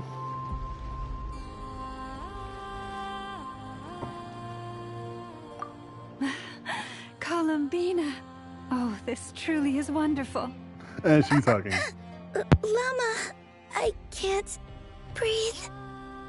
Ha ha! Just in time for Moon Prayer Night. It's good to have you back, Miss Columbina. Yeah, we were worried sick. Thank you, my friends. With your help, I now have a name that belongs to me. Columbina Hyposelenia. Where's the second half from? You added it yourself? That's right. It means... Born beneath the moon. Yes. And by extension, it can also mean born beneath this world. A fine name. Now, as much as it pains Hi, me to Nicole. interrupt this beautiful reunion, I feel obliged to remind you that the Moon Prayer Night celebrations in Nasha Town have already begun. There's a big dodo cup. Don't you want to enjoy the festivities? There's so much to see and do. And some of the ambient lighting and entertainments were sponsored by the kind souls in the Hexen Circle. So, Alice. Nicole? Why have you turned into Dodoko? So you're Miss Nicole. Thank you for helping us, and for helping me find my name. It's nice to finally hear your voice. You're quite welcome. Guiding lost people to hidden treasure is what we Seelie do. And if you ask me, spiritual treasures are far more precious than material ones. Chests are all well and good, but this was what it's all about. Oh, so satisfying. Anyway, I had to go help Alice. It seems like she ran into some trouble. That's why I couldn't be here in person. But don't worry, we're with you in spirit. We'll be celebrating right along with you. Keep an eye out for the Hexen Circle's festive stalls in Nasha Town. I think you'll like what we came up with. Alice said she even managed to rope B in this time. The Frost Moon Scions have also prepared various attractions. I believe Aino, Ineffa, and their crew are setting things up as we speak. On that note, Nefer, about that request I made. It's all in hand. Yehoda is on site to ensure that everything goes off without a hitch. Wonderful. In that case, Traveler? Huh? Come on, Columbina. It's time to celebrate the best Moon Prayer night ever.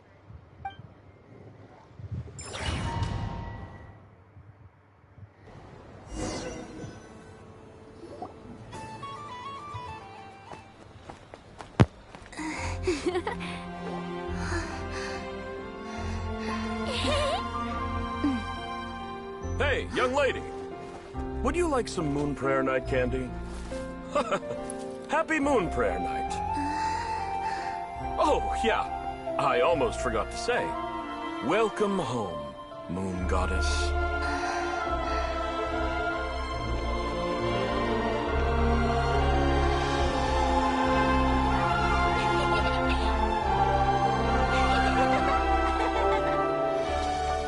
Welcome home, Moon Goddess. Welcome home, Moon Goddess. Welcome home, Moon Goddess. Turning Nashatown into her home is a festive gift.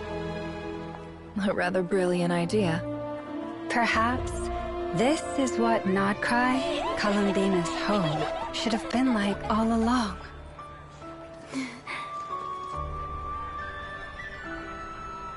Thank you for the gift. I like it a lot.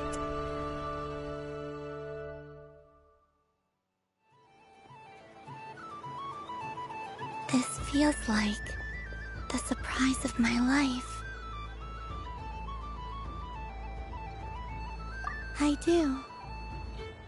I never imagined I'd ever get to enjoy Moon Prayer Night with everyone so freely. If you're happy, we're happy. Quite a strategy you came up with. Hide the tree in the forest. It's not your usual style, Lauma. Is there something about Moon Prayer Night that enhances what's in your head as well as the antlers on top? Apparently so. It even inspired a perennial penny pincher to use their resources for a greater cause. It truly is a magical festival.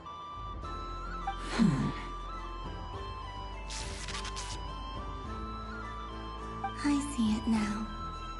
This bickering is actually a sign of a strong relationship. Huh? What's everyone doing here? Oh! Miss Columbina, you're back! Yes, I'm fine now. Thanks for your concern. How's your progress with Alice's assignment? Very well indeed.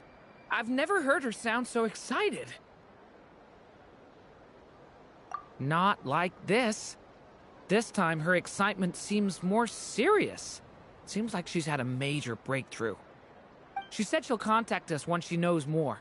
In the meantime, we're free to relax and have some fun. Enjoy the time off while it lasts. I have a feeling that our next task won't be so simple.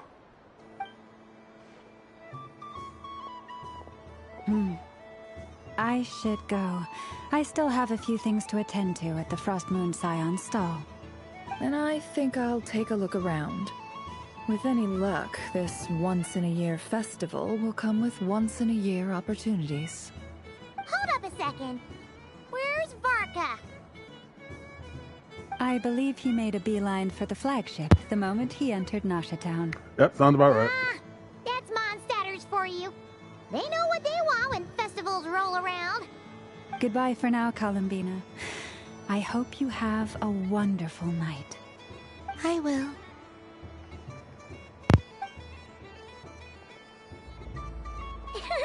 Well, in that case, don't just stand there. Get out there and have some fun. You'll definitely get a warm welcome at every stall. Oh, also, take this map with you. It's a guide to the festival. I didn't think this would actually be interactive. Okay.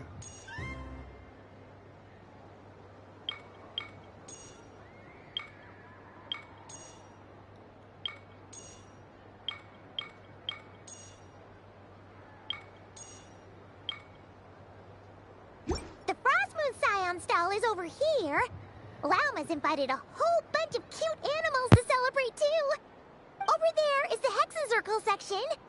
Alice seemed more excited than anyone about this festival, so she insisted on making it a grand affair. Oh, and then there's the Nashitown local specialties, including... Actually, forget that. Better if you go check them out for yourself. Thank you. It looks like a lot of fun.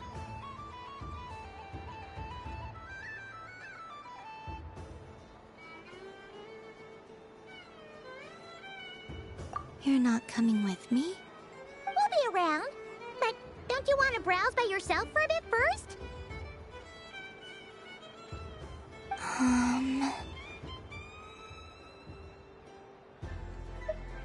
Yep. If you find something you like and want to try it out together, just give us a shout. We'll be right with you. Otherwise, just relax and enjoy yourself. There's so much on offer, so try to experience as much as you can. And don't forget to stuff yourself with all the delicious festival food!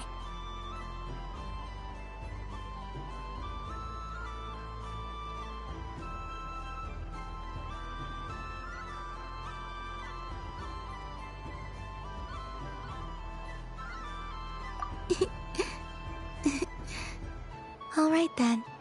Off I go.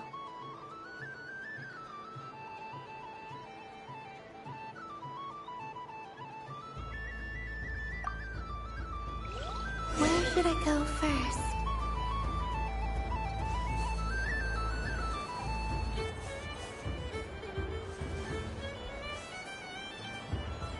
This must be the mage's stall. It feels like I've entered a fairy tale.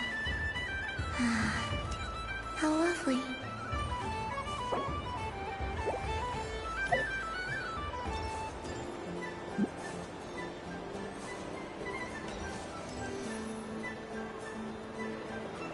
But I was aiming right at it! Aw, what a pity. I saw it with my own eyes. You were so close.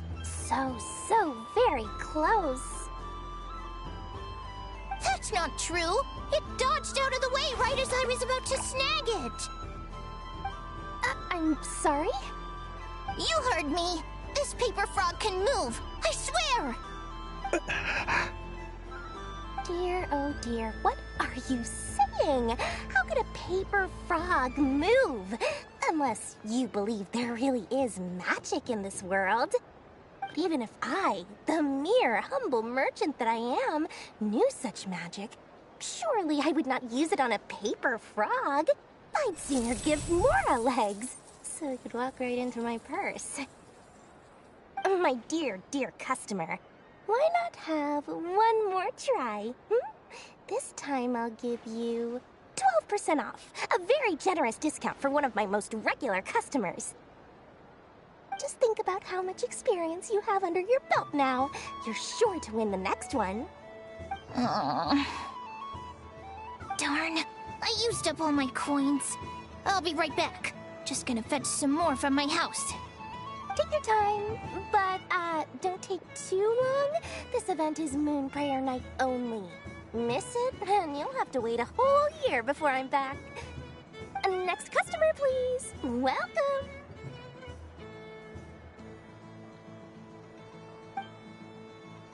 Hello.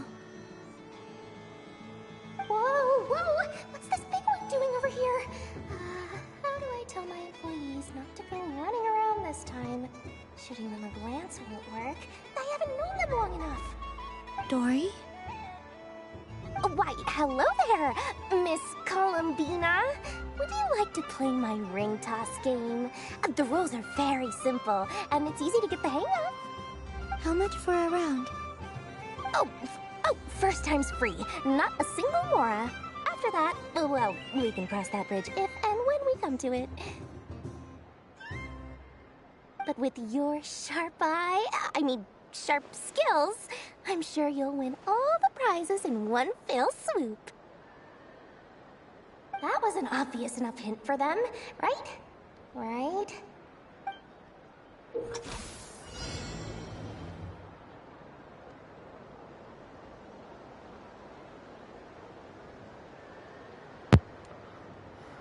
Sorry, I had to scratch behind my ear.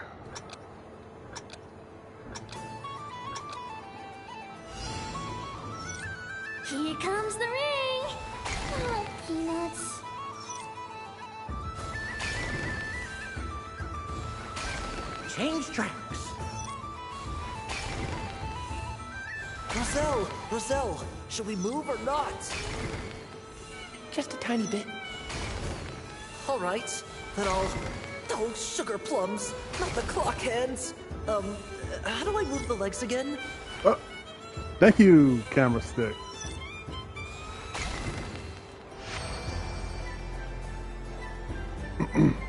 I was going for a perfect, damn it!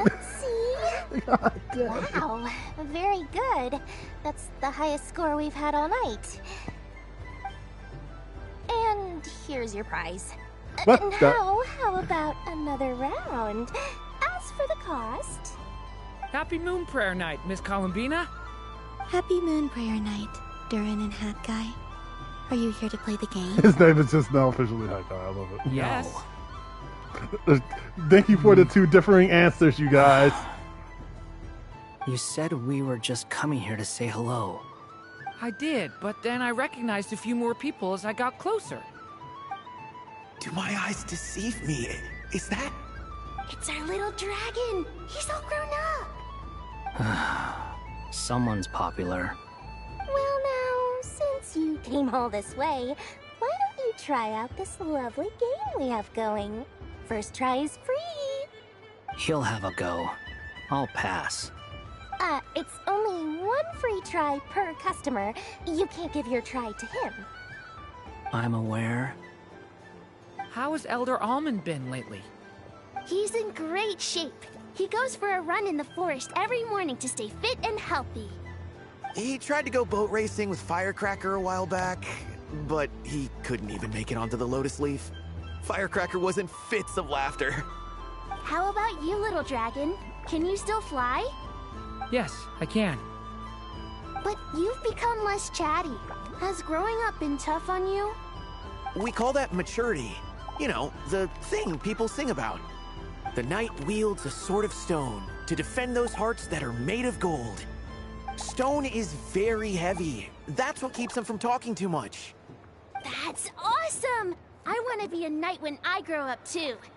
Ring, here I come! Ha! Oh, the hat-wearing man. I never thought I'd see you again. You seem more determined than when I saw you last on the train. If you say so.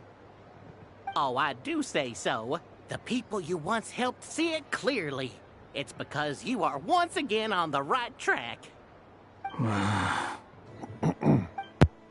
May the engine in our hearts propel us to the station of our dreams.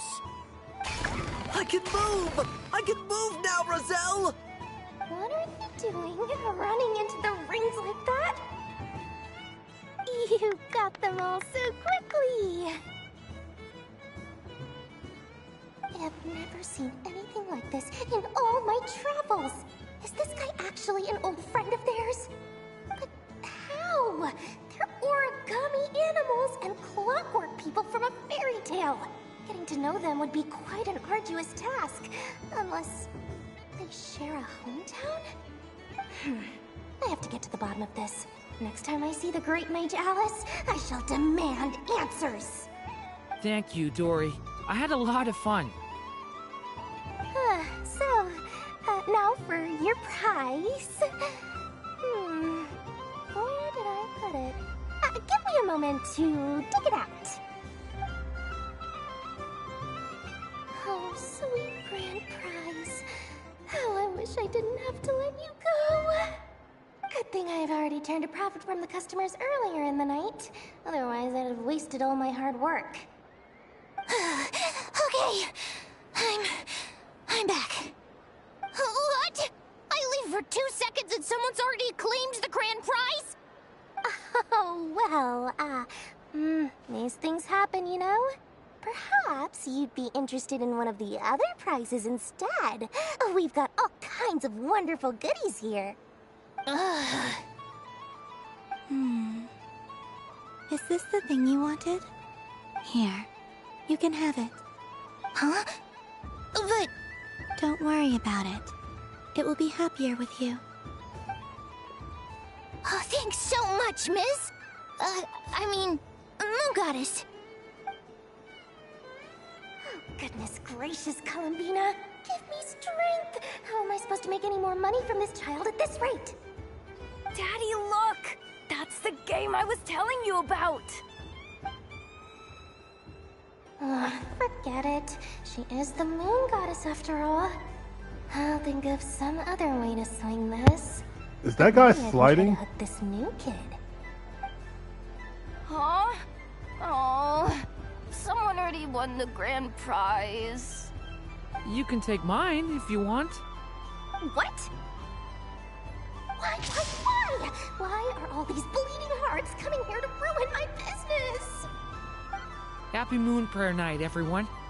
Happy Moon Prayer Night.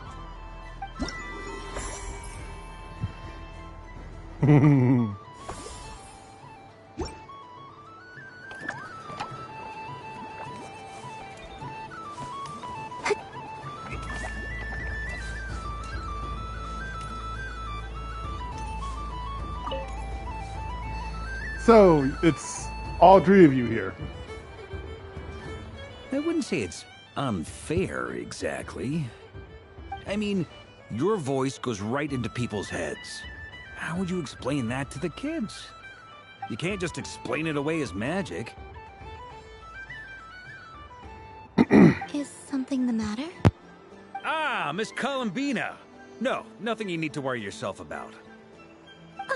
Impeccable timing. Stick around for a second, Miss Columbina. I need your input on something.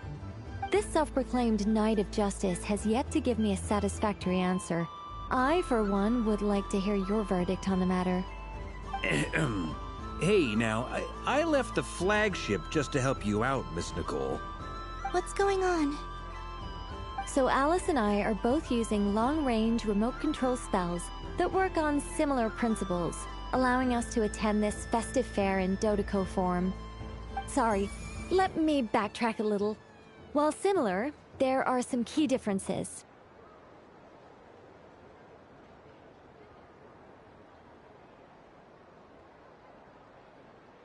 Alice, being a great mage, wanted her Dodoco to reflect something of her own charm and mystique. So she adjusted the way its tail moves when it spins around. An entirely gratuitous move, in my opinion. I hardly see how anyone is going to notice that. If anything, I'd say that anyone who stares intently enough at a Dodoco's tail to notice such a small detail is someone we ought to be highly concerned about. I only say this to emphasize that my question has nothing to do with tails. Now that we're clear on that, why is Alice's Dodoco permitted to interact directly with the children celebrating Moon Prayer Night, while mine is not? Your voice speaks directly into people's minds. See? Exactly what I said.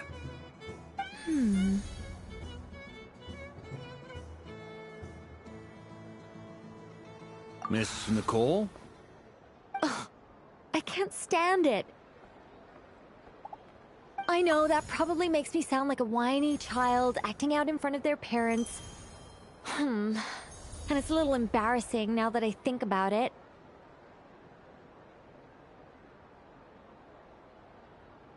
But hey, I said it now, I can't take it back. That would be even more embarrassing. The screen is just filling up. Also, don't go reading too much into that analogy. It was off the top of my head. I'm actually an awful lot older than either of you. Miss Nicole, are you saying that you'd like someone to play the game you've prepared? I'm not so invested in that. It's just something cobbled together using items I borrowed from Alice. She probably didn't even make them herself. The point is, I want to know everyone's thoughts after they receive their prizes. But as you've said, I can't just ask. I've been biting my lip for so long, and I've had no one to vent my frustrations on. I thought this was going to be a nice, straightforward festival where I'd get the chance to guide people to treasure. Well, can I play? I can't guarantee that I'll win a prize, but... You will? I'd like to try. Then what are we waiting for? Let the game begin! It's like they forgot I was ever here.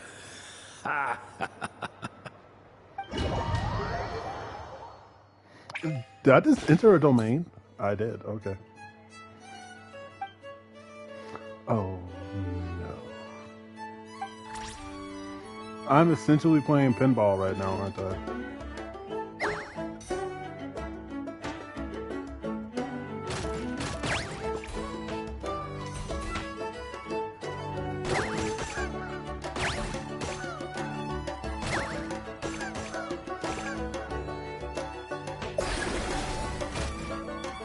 Wow, that went straight in.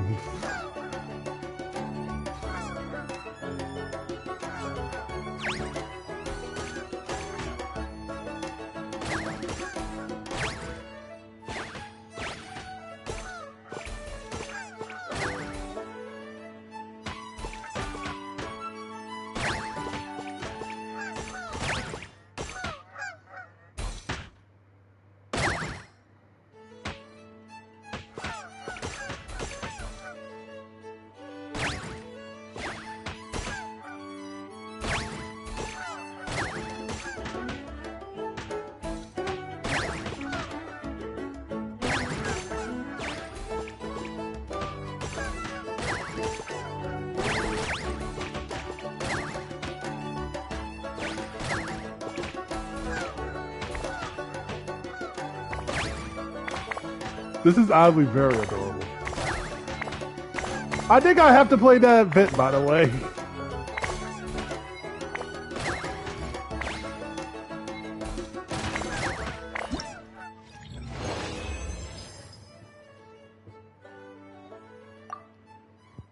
Yeah, this is so precious.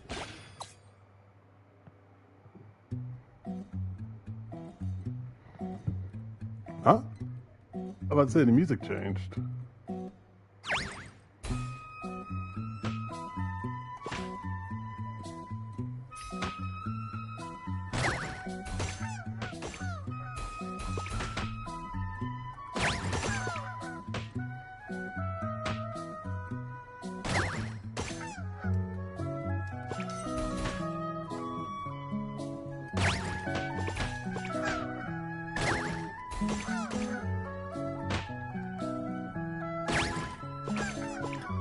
Oh, it appeared right at the last second.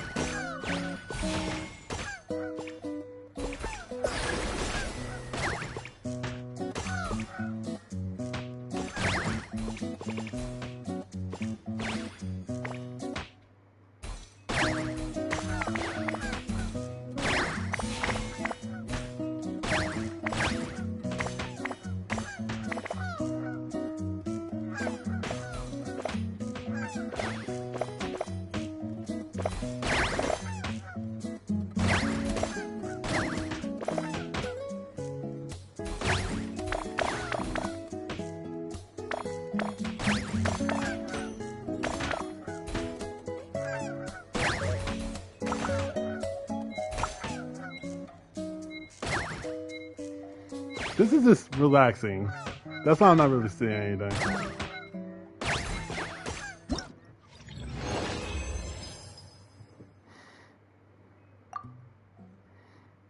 Oh, I just realized that says try again. I can exit now.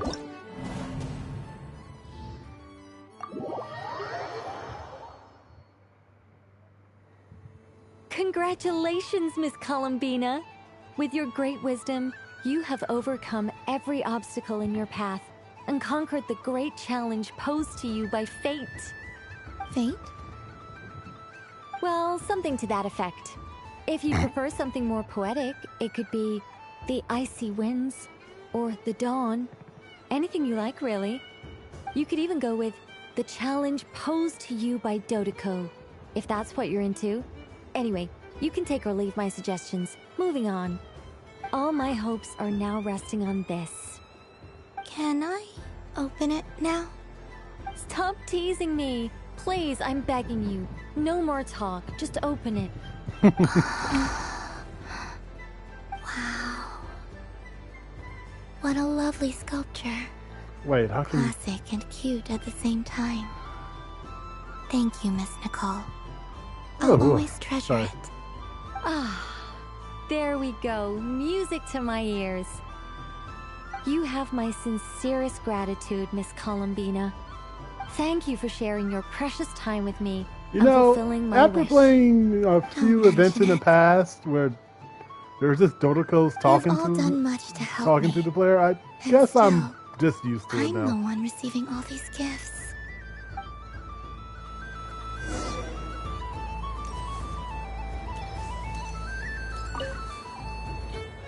A soft and furry creature that bounces and jumps. Welcome home, Moon Goddess. This one talks too. Allow me to introduce myself. I am a Dodoko from a distant archipelago, the most mischievous of all my Dodo brothers and Dodo sisters. Okay, When the Alice. going got tough, I powered through, and when Please I stop met teleporting. obstacles, I boomed them away. That sounds like a lot of fun. Doesn't it just? Oh, but then the trouble started. Recently, I found a lovely beach, the same beautiful jelly color as my hometown, and so I dove in to have a look. Only to find it overgrown with seagrass and nasty little spiky fish everywhere, looking about to to play turn Bomberman me right into now. a Dodoko kebab. I made it back to shore by the skin of my teeth, but my tail was sorely hurt. Couldn't you just boom them away? Oh, I wanted to, believe me. But I've heard that you, Moon Goddess, can understand animal speech. The last thing I wanted was to cause a gigantic fuss and get taken to court by a school of spiky fish. I'd be driven out of these waters for good, and my winter holiday would be ruined. And so, dear Moon Goddess, I love how was she said, wondering "Take if it to you court." might lend me your allegiance. Are you roping me into a crime? Oh, let's call it a once-in-a-lifetime carefree adventure. Does that sound better? No! All the festival goers Like, tonight are dressed up as the Moon Goddess. But there's nothing to say that the Moon Goddess can't disguise herself as a Dodoko, is there? I was about to say, thank you, Alice, for disguising your You voice. should be free to be whoever you wish. I'm afraid I'm not well acquainted with Dodokos, Madam Mage. Oh, that's quite all right. We Dodokos are innocent, happy creatures with a free-spirited nature. Many, like myself, are mischievous troublemakers. Others are lazy souls who like nothing better than to lie down on a nice rock and take a nap. In our eyes, every creature who yearns for happiness and freedom is a Dodoko. But perhaps in yours, we Dodoko are a fluffier and more mischievous breed of Kuhenki. Kuhinki was just going by like, huh? That What's is going a on? much easier image to Bye, follow. Kuhinki. Oh, wonderful! Then let's play! Grab onto my tail and follow me into the sea! Time to settle some scores with the bad guys! Huh. Yep, I'm playing Bomberman. This is a different event that I also played. I haven't played this in a while.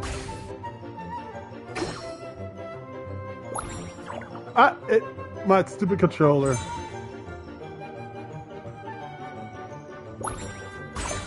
I just damaged myself because it sent me back.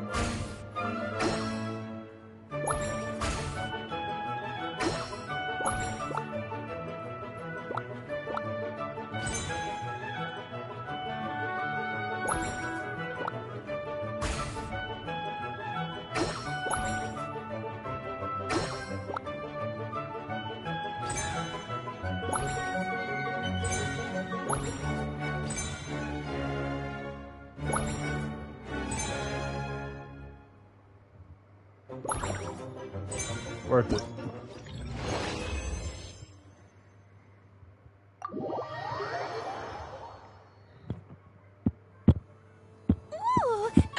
remarkable talent. So, what do you make of it? The use of Jumpy Dumpties doesn't come as naturally to me as Kuvaki, but their unpredictability makes it fun. I think they call this... novelty? Indeed!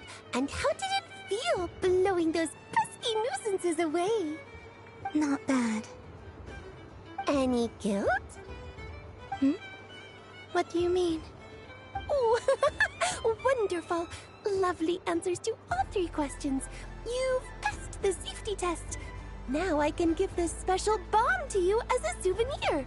What? Remember, if you find any meanies living on the moon, you can use this to boom them into oblivion. I will. Up for another round of fish blast? Oh, I mean of bye-bye bad fishies. Of course! Feel free to come back whenever you like. There's always time for a dodo venture.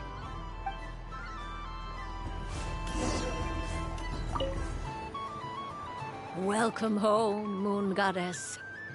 Oh, you're the genuine article. Alice was right. This moon prayer night was worth watching after all. Another one that talks. Greetings. Pleased to make your acquaintance. I am the Hexenzirkel member they call B.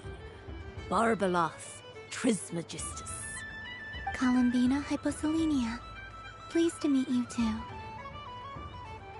Hyposelenia. A fine name indeed. Now then, Miss Columbina, do you wish to hear a mage's divination? Divination? The Frost Moon Scions used to ask me what would happen in the future. Is this like that? From the perspective of the one seeking answers, perhaps. As you look to your journey ahead, if you seek to understand the unknown, resolve your doubts, and soothe the confusion in your heart, divination could be for you. The unknowns on my journey. Of course, if one wishes to peer into fate, then hydromancy is the more precise option. But that is a complex affair, and to relegate that majestic art to the status of a festive amusement would seem somewhat uncouth. Besides, it is sometimes better to not know fate with great certainty. Hence, I shall use the suitably festive Luna Arcana to tell your fortune instead. It is more popular with the youth in any case. Lunar Arcana. Indeed. Unlike hydromancy, this will only display possibilities and trends. People like to think of themselves as creatures of agency and free will. Peering too far and too clearly into the future is detrimental to both body and soul. I'd like to give it a try. Of course you may. Come then, take a seat, Miss Columbina. Before we begin, are there any specific questions you would like to ask? Let's stick to general possibilities and trends, like you suggested. Ah, very well. Then I shall use the basic Lunar Arcana deck.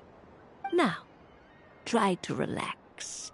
Cast your mind upon the things you have experienced and the things you are soon to experience. I will shuffle the deck. Would you like to cut the cards yourself?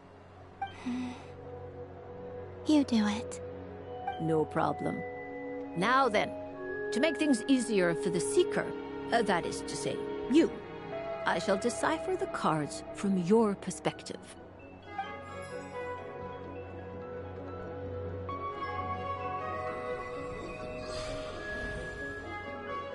Please, draw the first Lunar Arcana.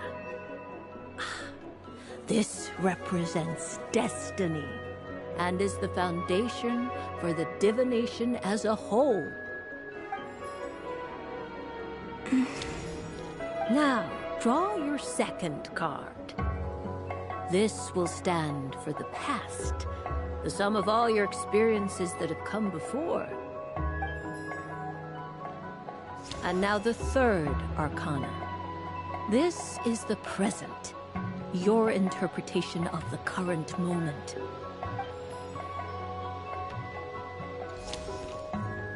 Finally, the last card. This shall speak of the future, which... Oh. Kuvaki Pulse? Fascinating. I've never encountered this before in my role as a diviner. Something has exerted an influence upon this card, causing it to leave its designated position. What do you make of this, Miss Columbina? Perhaps this is the guiding hand of fate in action. Of course, if you wish, you can choose to deny the validity of this card and draw the future for yourself. No, it's fine. Let's go with this one. A bold decision. I must say I'm looking forward to the results. Well then, let us flip the Lunar Arcana in sequence and see what emerges. Sure. First, Destiny. No surprises here. The card that represents yours is the Moon.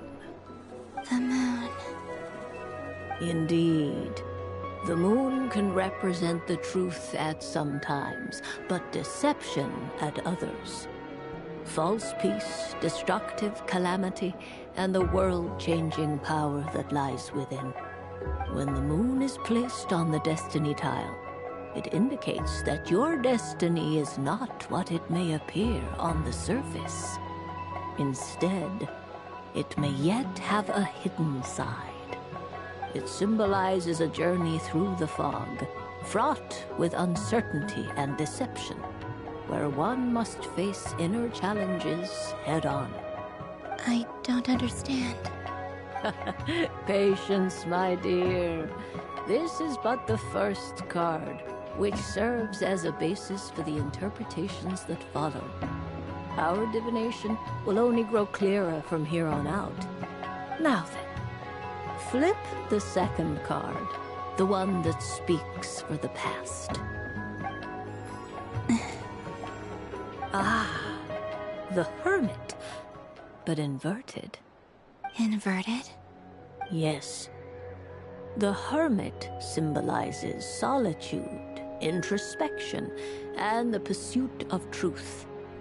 When inverted, it represents isolation, truth out of reach, and a path that leads one astray. Combined with the Moon as one's destiny, the Hermit inverted represents a choice you made to stand alone in the past. It was a choice made not out of fear or arrogance, but for reasons that others could not perceive. You fumbled through the darkness without a guide, but you did not find your way. Rather, you went astray. More than once, it would seem. Is this about how I became Kutar despite not wishing to become a god? And how I joined the Fatui because I yearned for a place to belong? I suspect only you know the answer to this question. All is not lost. The past is in the past, and so it shall remain. Shall we look into the present now? Oh my. The Lovers. One of the most interesting Luna Arcana. What does this one mean? This means that you have had an unprecedented emotional experience.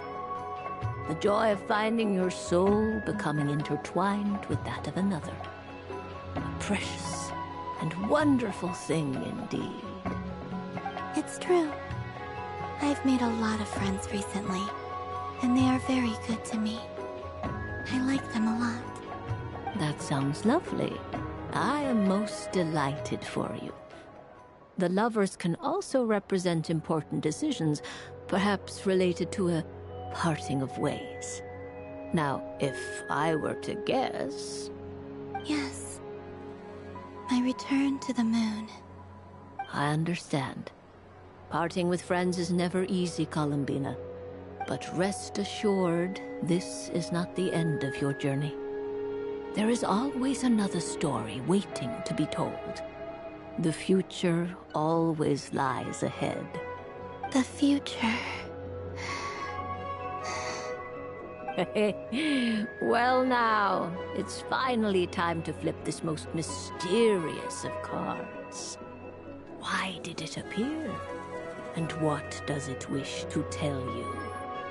I'm ready. Very well. Flip this card and see what lies on the other side. Oh. Miss Barbeloth? What is it? This card is death. That doesn't sound very good. It depends on how we interpret it. It is true that it can represent an agonizing death, a complete and utter end, but at the same time, it can also represent rebirth. Do not forget that your destiny card is the moon. That lends your future many different potential meanings. If death spells the end, is it unavoidable? As I have said, divination can only display general trends. It is a rough guide, but it does not show predetermined outcomes. Allow me to summarize it for you. In the past, you may have lost your way, but now you have gained new connections and new strength. You now face an important decision, one that may bring about a great change in what is yet to be. This change might, in turn, be the end of all things, or their beginning. But remember, everything is subject to change because of the moon present in your destiny. You must see the truth clearly and face your innermost thoughts. The truth. My innermost thoughts. Thank you, Miss Barbeloth. Don't mention it. Some people dislike divinations, the fear of glimpsing an ending to their story that they wish was not so. But I can see that you're different. The result of this divination will not sway your decision. This is a rare quality, and one that diviners always hope to see in the seeker.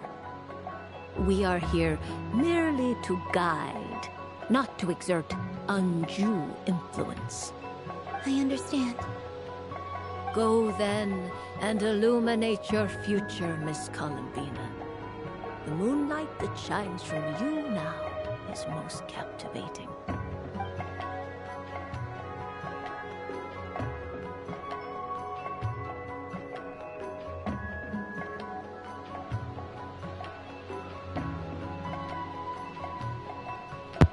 I'm enjoying the Dodo picture.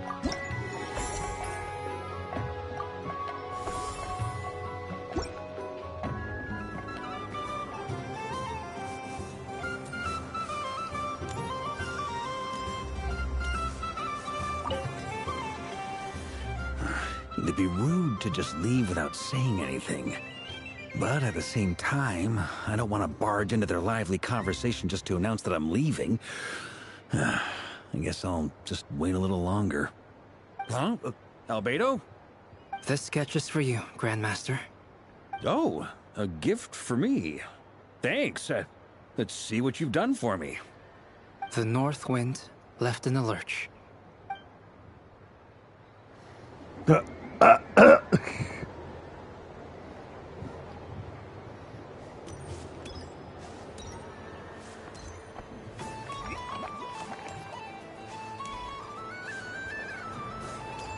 So this is the Frost Moon Scions area.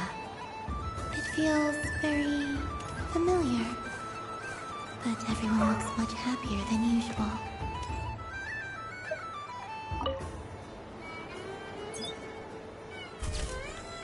And done!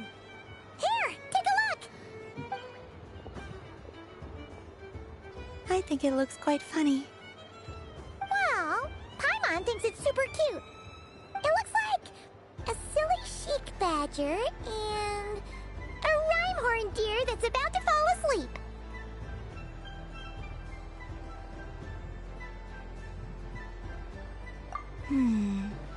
Maybe I'll stand on the chic badger's side instead. It looks like we've attracted the attention of quite a few animals. Let's make room for them.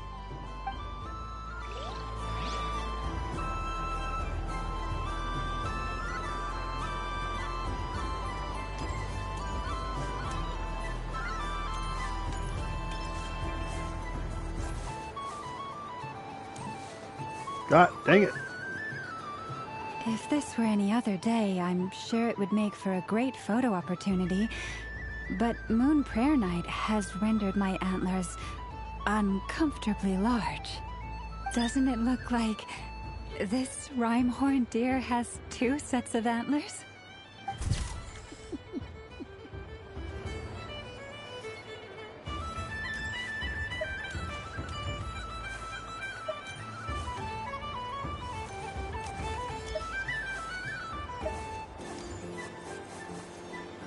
Yes, this is what I have to deal with sometimes to get my character to freaking stand still.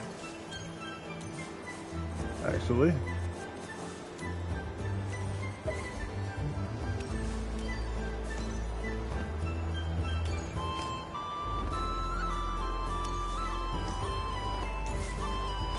Oh my god, I just want... Yes! God! If this were any other... God dang it! Like...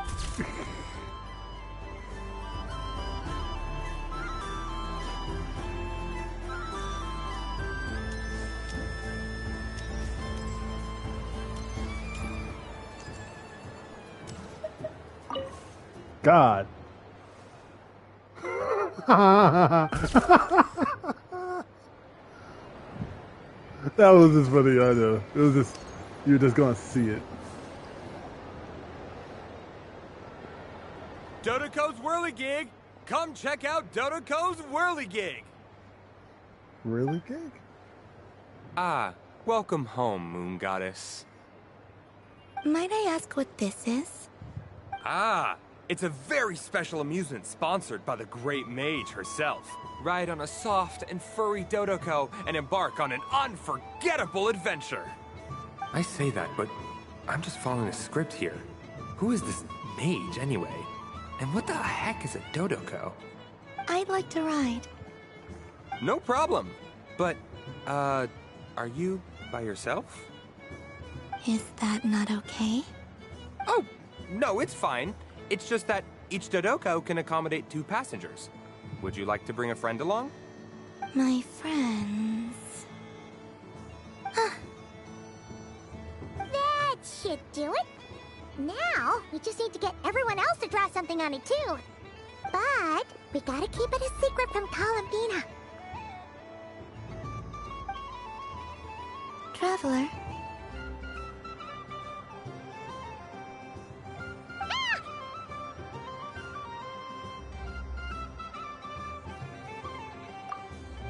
I want to go on that ride. Will you join me?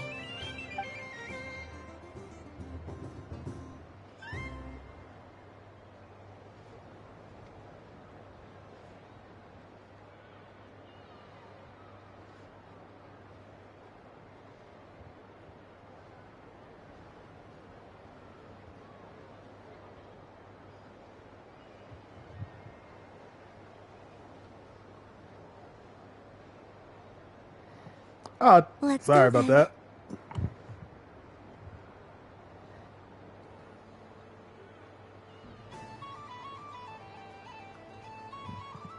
Don't worry. Paimon will do the rounds. You go have fun.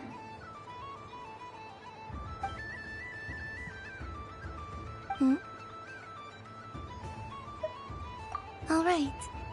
I think we have to wait in line over there. Please take your seats. For safety reasons, you mustn't try to leave the ride before it comes to a complete stop. All right, you're all set. I wish you both a wonderful journey.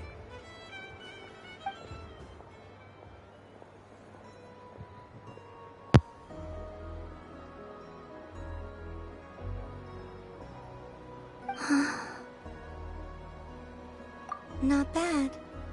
It reminds me of riding a moon lane. Sometimes, the Kuhenki circle around me like this, playing their beautiful melodies. Yeah, I'm going to miss them.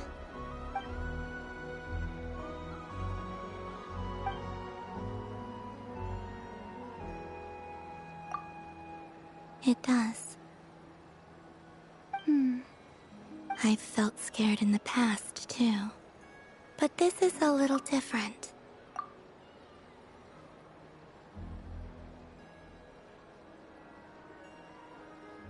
You know something? I got to see a lot of fascinating things during my disappearance. I saw how the Frost Moon Scions act around their families. So different than how they used to act in my presence. And I also saw how they interact with their friends. It made me curious at first. Why do people act so sincere when they're worshipping gods, but save their truest, warmest feelings for each other? Slowly, I came to realize that it's because they trust one another. They know, deep down, that they'll be accepted for who they are. All of it. The good and the bad. I know. I knew it the moment you started calling out my name. What I fear now is the end. I fear losing all this the very night I have gained it.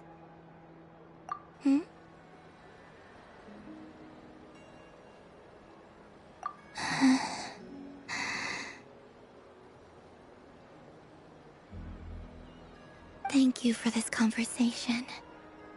Thank you for listening to me. Don't worry. This fear I have, and the unknown that awaits me, they cannot hurt me. Not when I possess a treasure far greater. I just want you to remember this version of me. The real me. On this final night together. Dear passengers, Dodoko's awesome adventure has come to a close. Please leave in an orderly fashion, and we look forward to seeing you again in the future. Don't want the journey to end, huh? Don't worry, you two. There's always another adventure waiting just around the corner.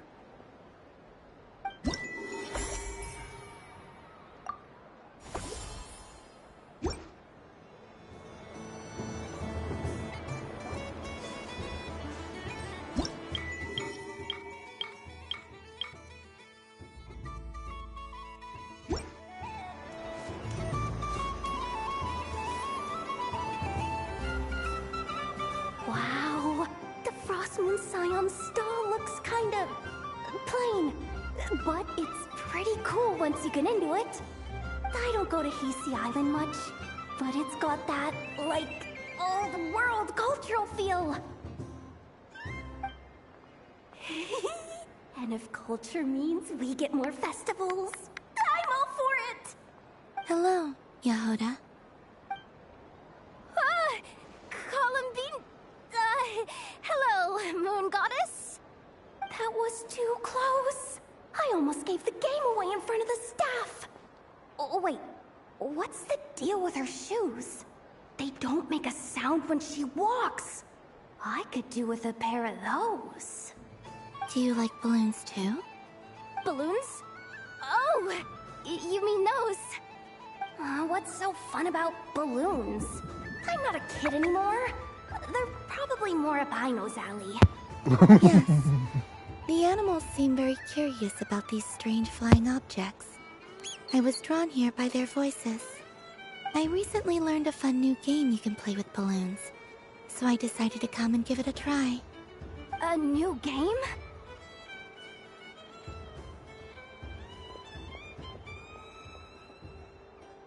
Hello. Welcome home, Moon Goddess. Here to buy some balloons? Yes. Could you give me a few that haven't been inflated yet? Are you sure? I guess it's not a problem, but... Yes, please. Thank you. Uninflated balloons? But those are just little rubber pouches. What does she want with those? Would you like to play the balloon game, Yehoda? Huh? Sure. I guess. How do you play it? Wait here a moment.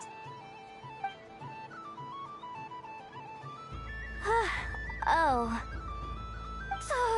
This is so weird. What have I got myself into now? I thought I saw Columbina nearby. Uh-oh! That's the fourth Harbinger! Although she's helped us out quite a bit, she's good people, right? Is she looking for Columbina?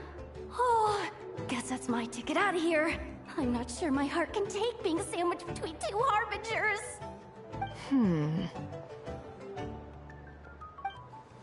Which stall is she checking out? Oh, it's that other Frost Moon Scions one. Try on the headgear, see what it's like having antlers or animal ears for a day. Oh, I wouldn't be caught dead wearing that stuff.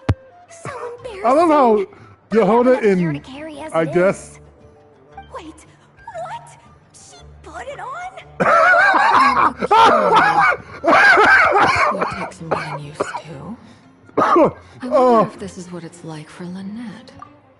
Oh my goodness, hold on. This is just so precious. I had to take a screenshot. I just had to. I had to take a screenshot. I'm not sorry. It really suits you, ma'am. Oh, that's so funny. What is this? She was so intimidating a moment ago, but now, dang, She's really rocking those ears. How does she make them look so cool? Listen, it's her, okay? I suppose I may as well keep them on for now. All part of the festive experience. She's coming this way. How do you do, Miss Yehoda? Oh, jeez. Don't talk to me while wearing that thing. Where am I supposed to look? Oh, hey there. I'm looking for Columbina. Have you seen her? She just... Huh?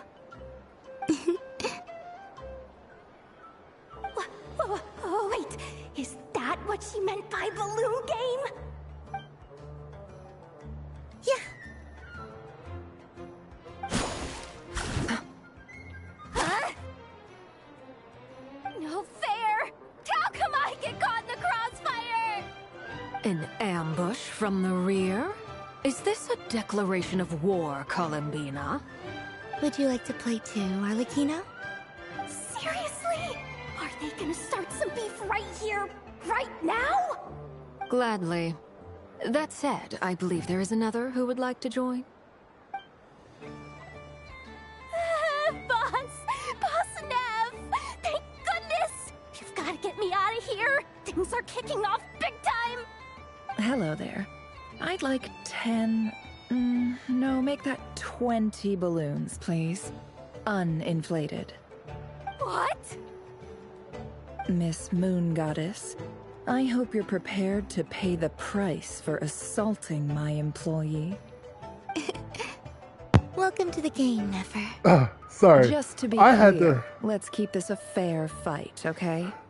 I had No to clear my. strange powers, please, and Okay, thank I'm not you. gonna lie. I started choking on Naturally. water when I just started seeing the buffoonery.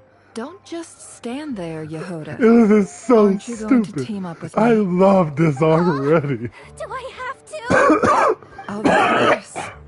Don't forget, Oh, the God. Curatorium has a reputation I to took uphold. the worst time to take knew a swig of something like water. this was gonna happen. Oh my god!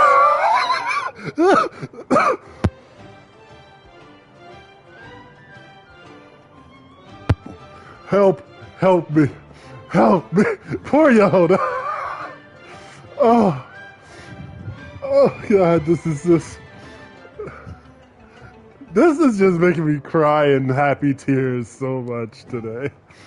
Oh. Oh my goodness. I need to wipe my glasses again. Oh. Oh, God damn it. I still have 4 more stalls. Actually, I can't count. 5 more stalls. Oh my goodness, that was just...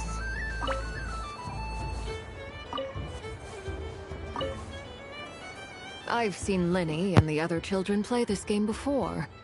It would seem that it's not a bad way to relax once in a while.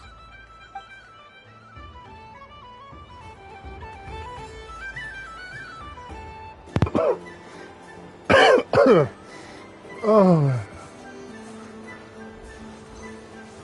Oh, this is just, what the heck are the Kuhiki doing? Should I give it a try?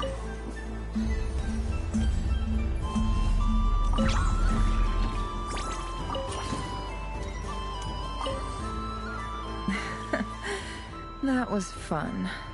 It's a shame Ashru doesn't like playing with water. Alright, I've roped him in as well. Poor Yehoda. She was just the victim of very fierce people. I just walked into something else. I prefer sunny days. Oh my goodness. Well, you are as warm as the God sun itself. darn it, this Goddess. man is talking as a Very lamp. well. Or I lantern, believe sorry. your spirit animal has to be this most adorable chic badger. Wow.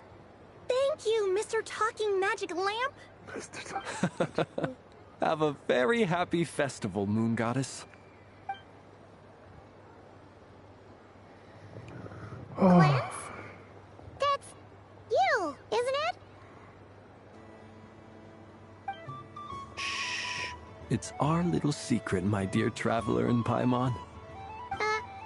Okay, sure, but why are you here selling sugar sculptures?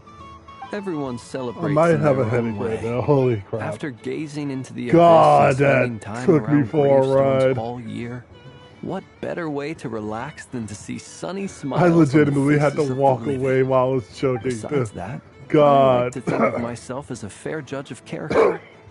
I dare say matching personalities to Lord. confection suits me rather I well. don't regret any of this whatsoever. Paimon was talking about? Aren't you afraid that your true identity might be exposed? Nah, he's fine with that. Should I be? There is all manner of magic in the air this moon prayer night, thanks to the work of the great mages. I see Miss Columbina is hiding in plain sight. Why should I not do the same? Why miss this rare opportunity to enjoy a special evening in my true form? Fair enough. You got a point there. People who don't know you will probably think you're just a talking lantern. Well, now that we see eye to eye, what brings you here? Not a search for your spirit animal, I presume? Ah, well, actually... Here, see for yourself. Oh, this is... How wonderful. A beautiful idea.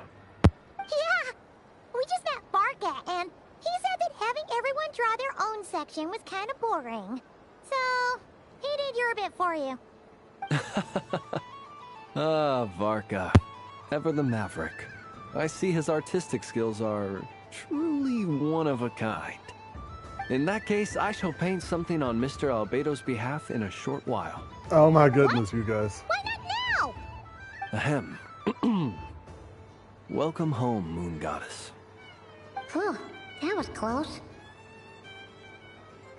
Hello, Flint. She recognized you right away! She knows what he is. What keen eyes you have, Miss Columbina. Especially considering they are shut. I did not see you. Rather, I sensed you. I can sense the fluctuations in Kuvaki all around me. One would expect no less of the Moon Goddess. Might I interest you in some candy? Yes, please. Excellent. I shall make some for you right away. Hmm? Something the matter, Miss Columbina? What about my spirit animal? All the other children carrying sugar sculptures are talking about it. Wait, is she taking the test seriously? Yes, my apologies. How could I neglect that? You are quite right, Miss Columbina. Every one of us has a magical creature living in their heart. Would you permit me to help you find yours? Yes, please. Do you prefer the day or the night? Night. Which of the 4 seasons is your favorite? Winter. Think of a perfect day. What is the weather like? Sunny, rainy, or perhaps cloudy? Rainy in the morning, sunny at night. What kind of answer is that? Forests, lakes, and open seas. Which do you prefer of these? I like them all. Imagine you opened your very own shop. What would you sell there? Moonlight, I think. Okay. My mom would totally shop there. It wouldn't cost anything. You'd just need to visit. I love her so much. I believe I know what your spirit animal is. Here, for you. Oh, it's a Kohenki! What a shock. Indeed. A free-spirited being with a deep love for all things here in Nodcry, who selflessly lends her aid to as many people as she can reach. It is the perfect fit for you, Miss Columbina. Thank you. I just got a phone call. Hold up.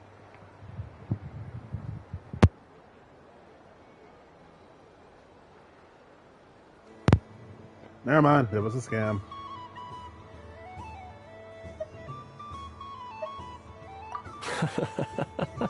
It would be my honor. But you shall have to forgive me. We have known each other for quite some time.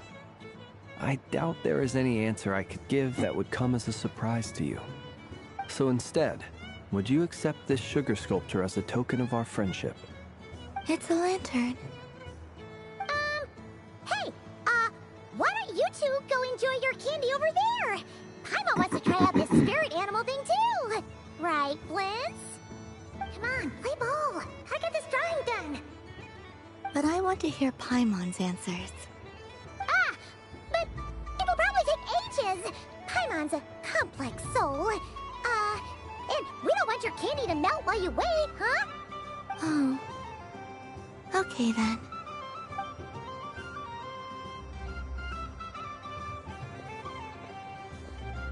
Phew. Nice excuse, Lady Paimon. That was some quick thinking. Yeah, no thanks to you. A little help next time?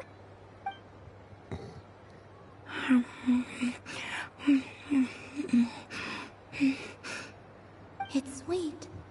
Is that Lockaberry? I wonder what flavor the traveler got. This way, this way! It's the candy-selling lantern! I'm coming! Of course. Traveler, maybe we can share? Yes. I found out recently that people share their food sometimes, so I'd like to try it. Or... is that a no? Thank you.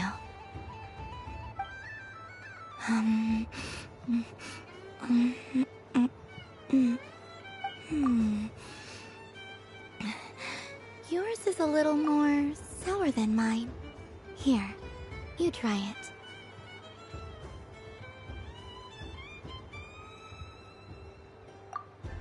Are you sure?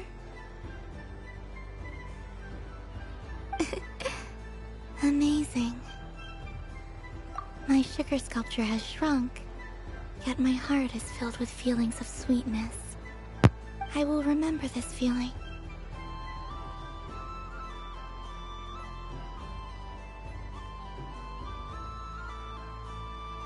Sure.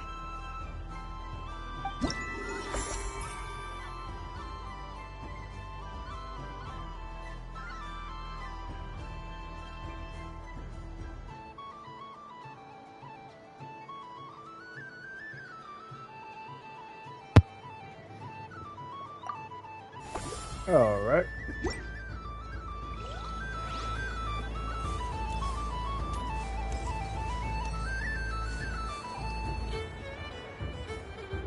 Somehow I didn't wander I into wish this. for a never-ending supply of laka berries. What a humble wish. Probably written by a child.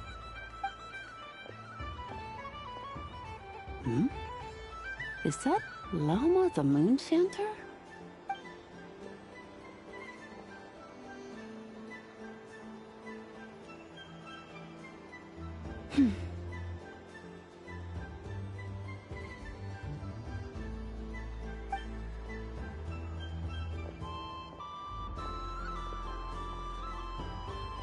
I wish that the long plume ibises would stop biting me. Oh dear, poor Lauma. All right, I'll write that one down for you. I got it. While everyone else is celebrating Moon Prayer Night, you're as busy as ever. I don't mind. It's rewarding work. A good kind of busy. My antlers are at their heaviest tonight, and the Kuvaki waves are especially strong. But as I help these dear friends hang their wishes up, I feel a great peace within myself that is hard to describe. You see, they are all such beautiful wishes, and they are ones that we can fulfill by our own strength. Do you blame me, Lama? I want to hear your honest answer. It is by the help of so many people that I can return to the moon. But I feel as though I've hardly done anything in return. You've done plenty, Columbina. I say this in earnest, both as someone who knows your history, and also as a friend who has seen what you've been through. What about as a moon chanter? I feel proud to honor our moon goddess's wish. And I'm sure any moon chanter in history would have felt the same way. Thank you for your kind words, Lama. But... Since you asked for my honesty, I won't lie to you. My feelings are mixed right now. Besides pride, I also feel... I suppose it's... a reluctance to let go. Once you return to the moon, we will be far apart and separated by a false sky. I'm sure those of us left behind will gaze up at that sky, yearning for the moon once in a while, just as you used to do. I will miss you, Lama. I will miss you all. I hope to stay in touch. I will try and find some way to send messages down from the moon. Perhaps you could use Kuvaki. I've heard Yehoda say that signals can be sent using long and short waves, or strong and weak lights. That sounds a little complicated. What if we forget what the signals mean? We could prepare a codebook beforehand, but... You're right. It wouldn't really suit you. Still, whatever happens, I believe that you will find your own unique way of communicating with us. And now that I think about that, my heart feels lighter. Because you trust in me? Yes. I have faith in you, and in the power of truth. Oh my goodness. In my so much time has experience, passed. the truth tends to be difficult. But that's what makes it stand out from what is false.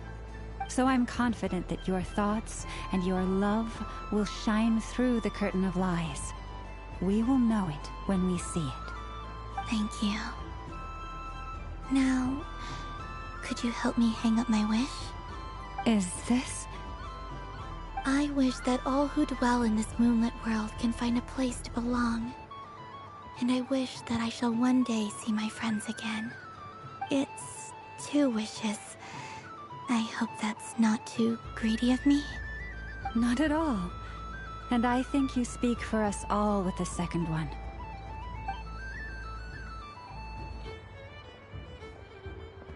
I shall continue to pray until the day that all of these wishes come true.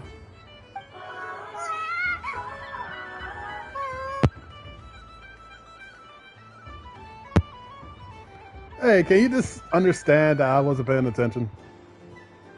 I got distracted by YouTube.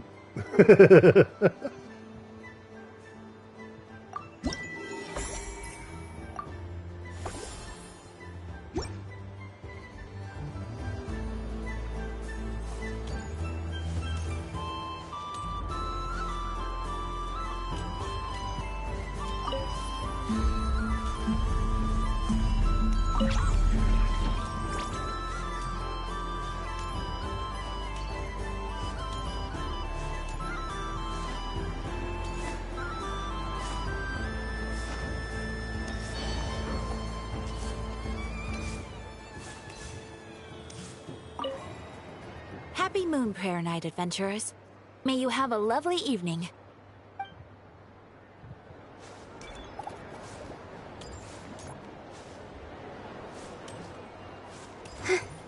What's this?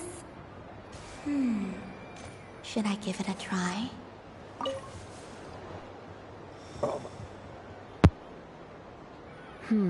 I don't have enough data. Need more samples. But who should I ask for help?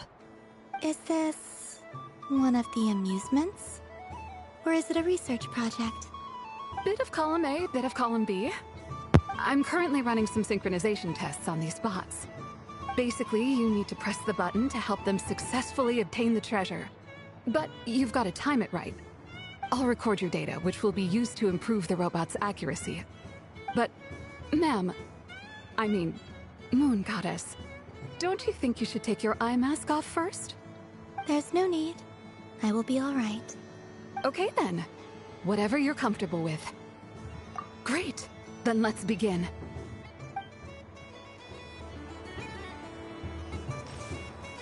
Oh my.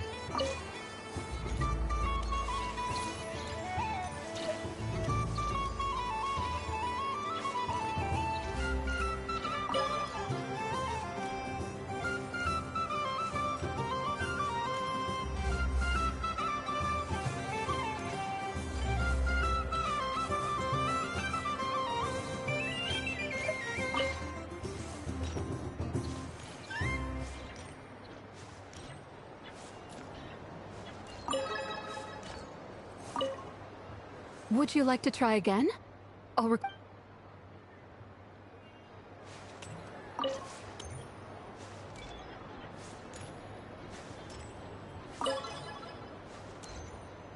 Nice! Data collection complete! Cool! So much useful data! I'm progressing much faster than I expected. Thank you so much, Moon Goddess.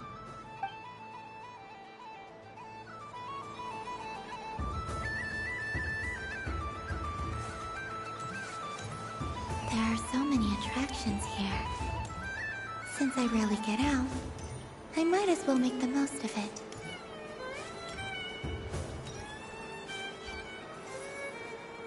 Moon Prayer Candy! Beautiful, tasty Moon Prayer Candy!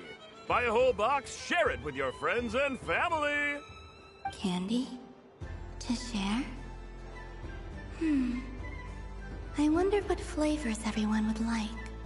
Welcome home, Moon Goddess. Fancy a box of Moon Prayer Candy? Sure. I knew you would. Now, what flavor would you like? I'm not sure. What flavors do you have? Is this for yourself or as a gift? A gift for my friends. Ah, I see. In that case, I'd recommend apple, lockaberry, or midsummerberry. Those are the most popular. Do you have nocturnal blossom flavor? Huh. I've seen couples give those as gifts before, but I did not know they were edible. No? Okay then. Moonfall silver? You did say this was for friends, right?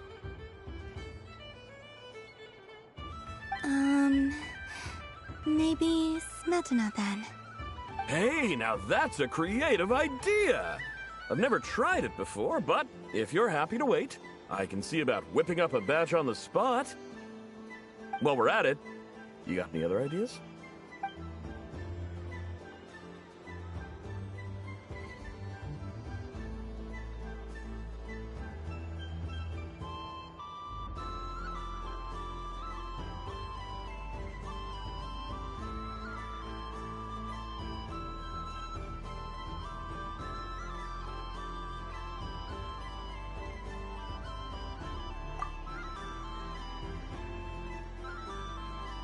God dang it, I didn't expect the black screen.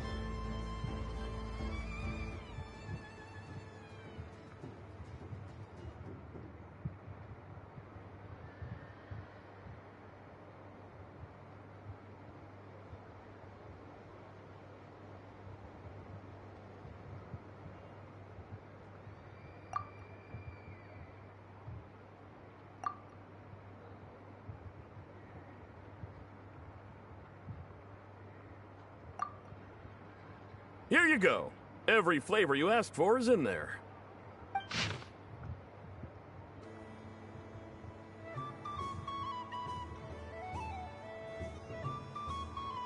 Thank you. I should be the one thanking you! You brought me a whole bunch of new business. It's like a genuine blessing from the moon goddess.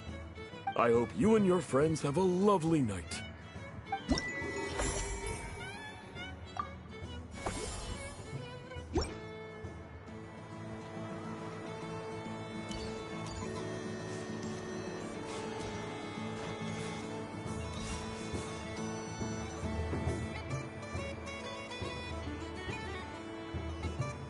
Well, well, look who it is. I heard someone went and disappeared on us the moment we let her out of our sight. They looked all over for you. Frankly, I didn't think you'd be back for Moon Prayer Night. Were you worried about me, Sandrone? You'd like that, wouldn't you? Do you even hear what you're saying? It seems to me like you disguised yourself with festive headgear, just so that you could come see me on Moon Prayer Night and make sure I'm okay. You didn't even bring Polonia with you.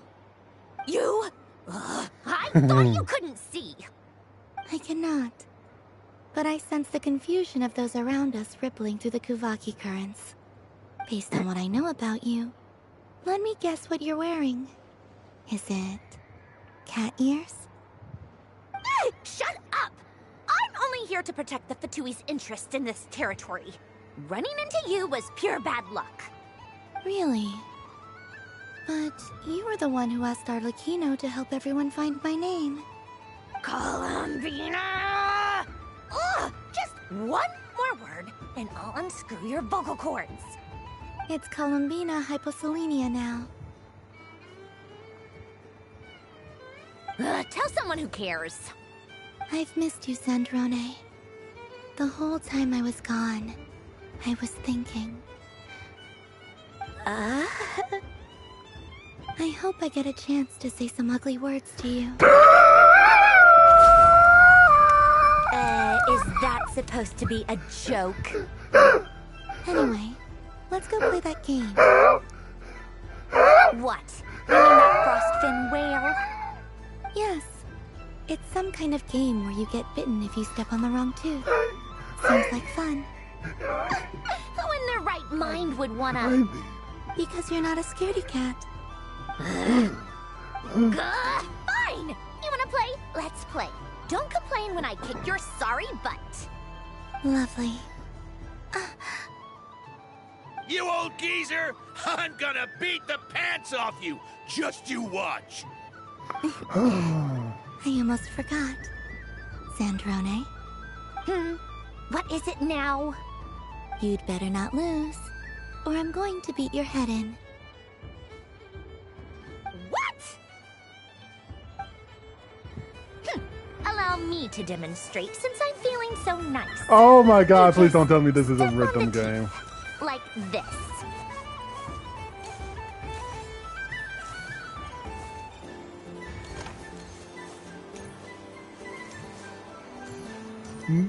Oh, I see Which what this should I is. pick?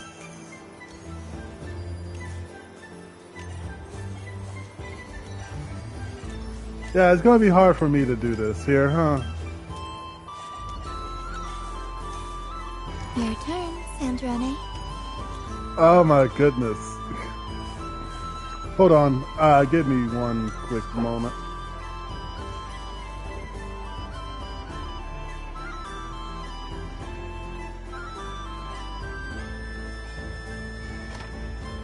Don't come crying to me if you get bitten.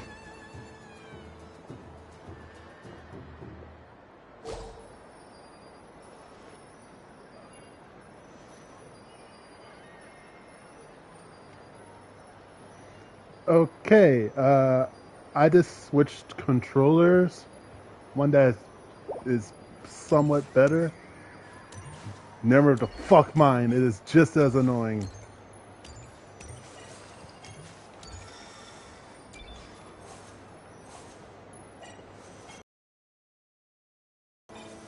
There are less and less teeth remaining.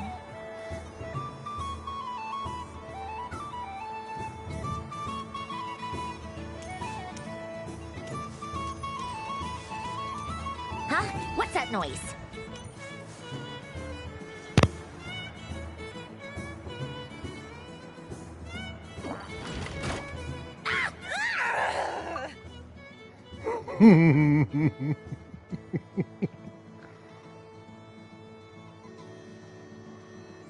I think you might have picked a bad tooth, Sandrone.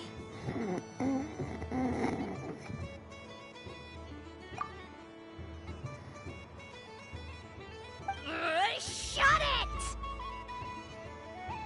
Do you need any help? It seems like you're stuck.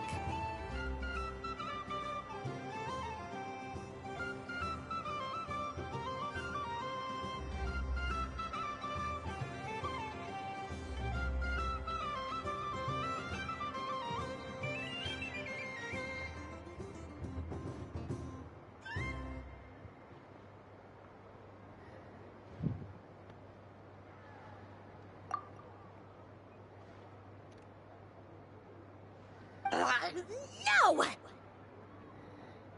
It's just a blasted toy! How is its grip this strong?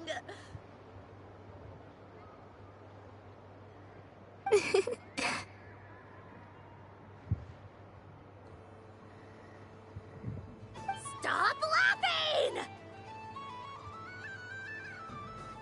All right. Well, you lost. So just like I promised. Hey! What are you doing? Are you seriously? Hiya!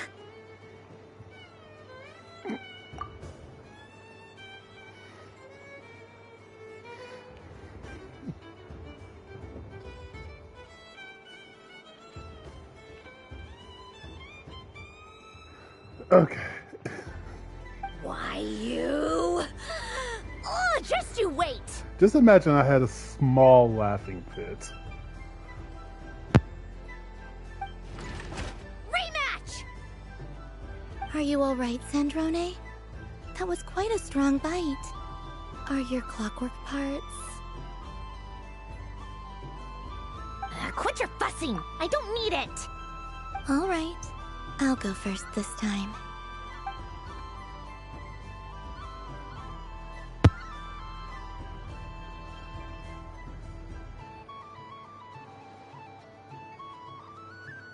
I see it now. She can sense which teeth are rigged. So I just need to avoid the same ones that she does.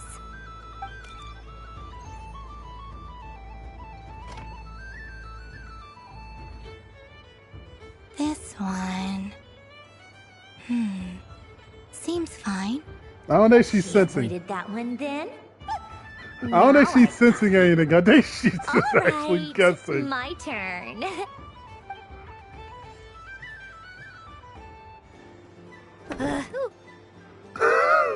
What? Looks And like you she's lost again, and Sandrone. she's back right in there. Wait! There's more than one bad tooth! Bunk. They have such an interesting friendship, and she.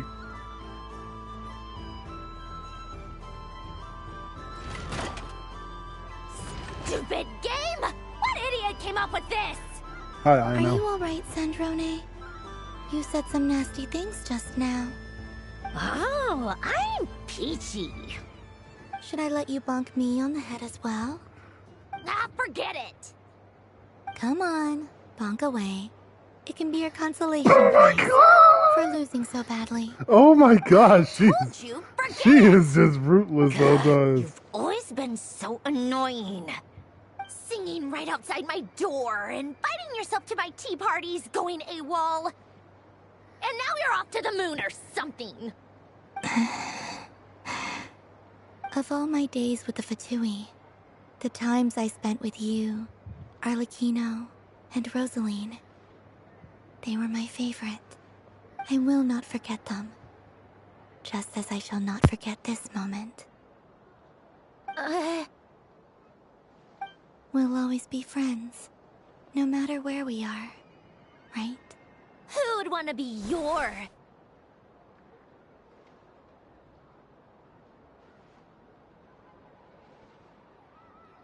I'll miss you, Sandrone.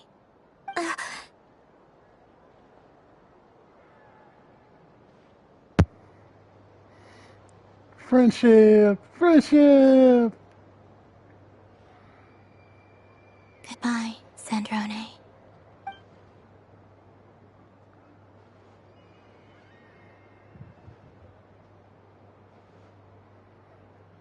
Oh, if she had tear ducts, she would be crying.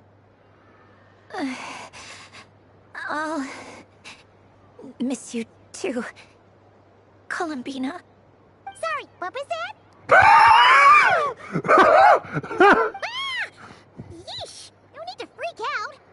What's wrong? We've been looking everywhere for you. What do you want? Oh, nice ears.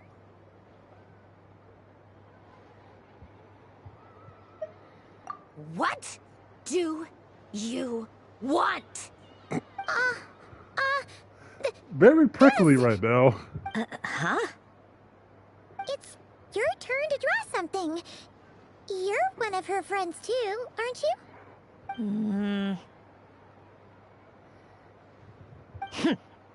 Doesn't know how lucky she is. Sorry? Nothing. I'm done. Take it. Oh, that was fast. Oh, and one more thing. Last time we spoke, you mentioned you were interested in the Narcissan Kreuz Ordo's research, remember? There were too many people when we last met, so we didn't get the chance to do this. What are you talking about?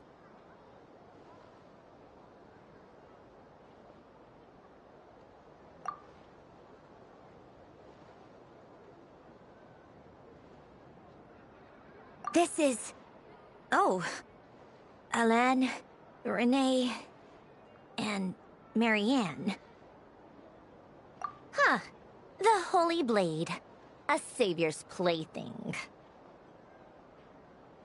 It's not about whether I approve or not. These people, they would sacrifice themselves for the sake of the world. Especially Alain Guillotin and Renee. That is something I would never choose to do. Still, I didn't know they had any pictures left from that time. If I'd have thought to bring a camera, I'd have...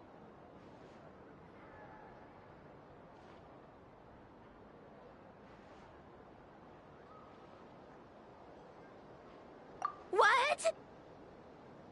Yeah, of you being bitten by the frostfin whale and Columbina bonking you on the head. Tear it up! Now!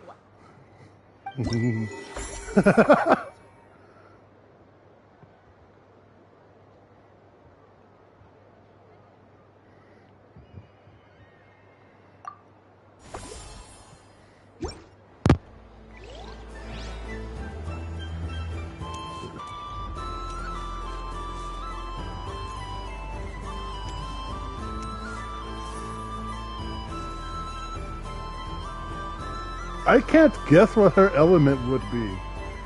Probably because it's going to be Pomonian. But she is definitely going to be a playable character. I'm getting a phone call. Hold on.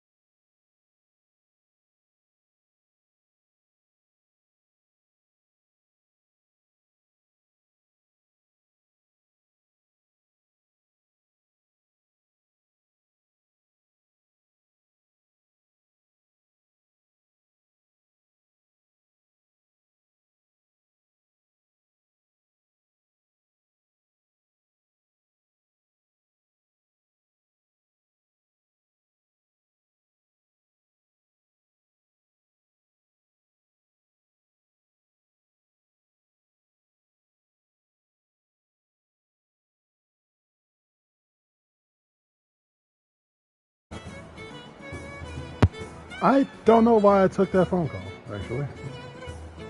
I saw that it said scam and it still answered. What the heck is wrong with me?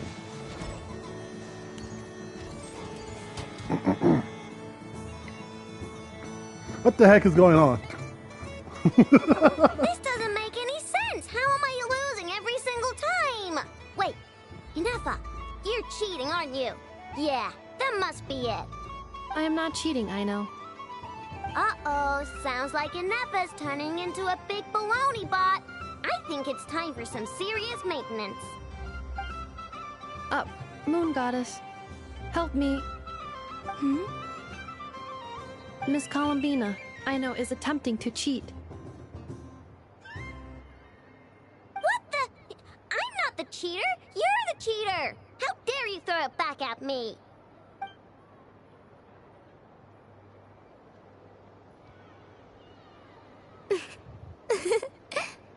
Alright, fine. Let's all laugh at Aino. Just you wait till I get home, because I'm gonna make a game bot that can win 100% of the time. Let's see you laugh when I come back and beat your butts. You'll all have your heads covered in stickers when I'm through with you. We came to check everything was okay after all that yelling, but,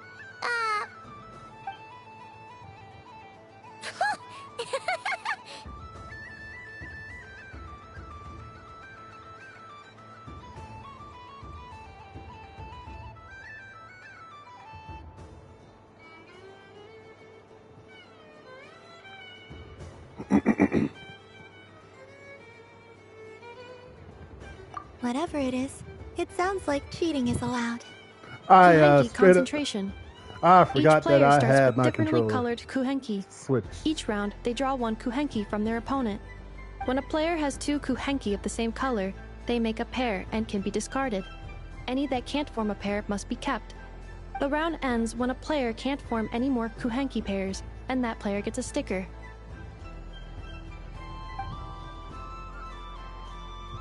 Ooh! Can 4 people play as well? That is fine, so long as the turn order is fixed beforehand. Alrighty then. In that case, the 2 of us will join as one team. Okay, but if you lose, you're both getting stickered. I don't want to hear any excuses. Sure. And This girl has, what, 4 stickers on her face? if you win, only one of you gets to sticker someone else. That is very fair. I have taken to calling this. I know logic. Hey, lay off me, alright? Okay, so we're starting the game from scratch Oh, again, they actually, which means all she my actually stickers so got far rid of don't them. count. looks like Luanatar is the Kuhenki of honor for this game. Anyway, let's go. Hi, nice to see you. Inefa.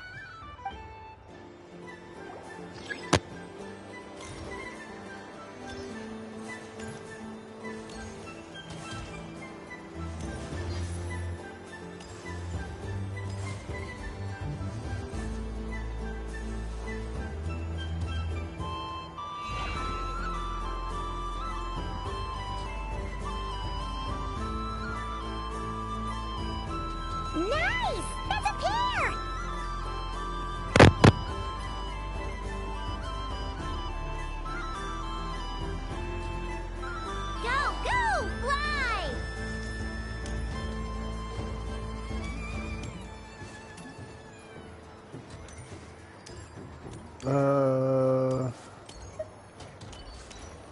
Oh my goodness.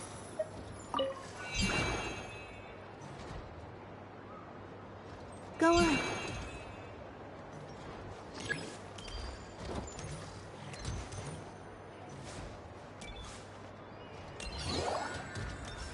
I have a pair.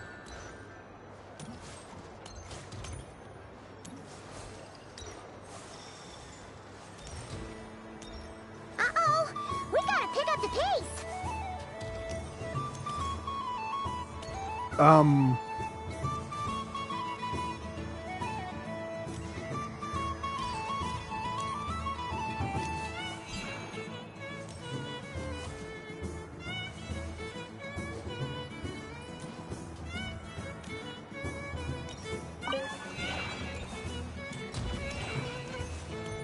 I win.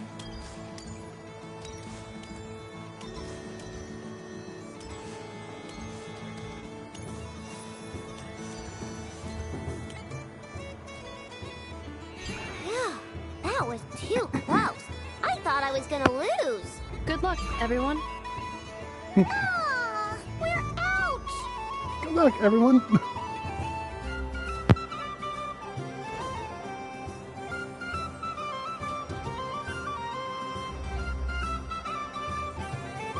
Let me pick a good one. What's it gonna be? You're looking very pleased with yourself there. What happened to being a huge Grumposaurus?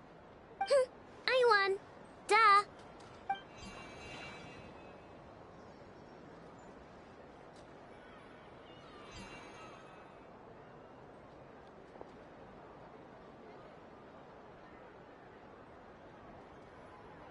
Oh, me again? Don't fidget too much, Ino, or the sticker's going to fall off. I don't care. If it falls off, it falls off. If a pair of Kuhenki get discarded, why not a pair of stickers? Huh? Huh?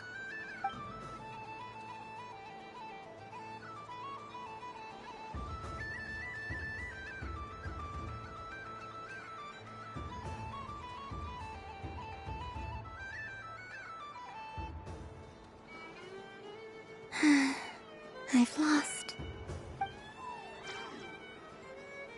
Sticker, sticker, sticker!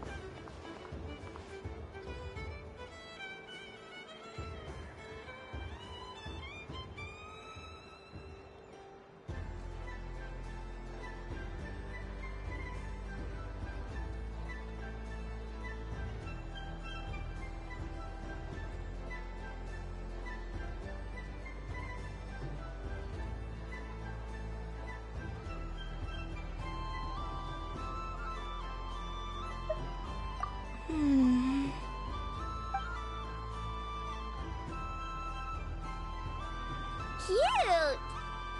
You think so? Shame. I can't see it for myself.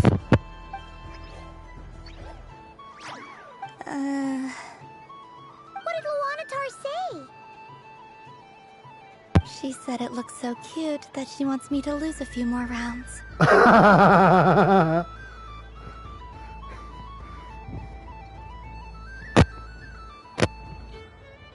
Who put these stickers on Paimon's eyebrows? Ugh, she can barely see! Alright, now, I think we got enough evidence to prove that there's a serious problem here. Yes, I agree as well. The culprit is... Inefa! Culprit? What did I do?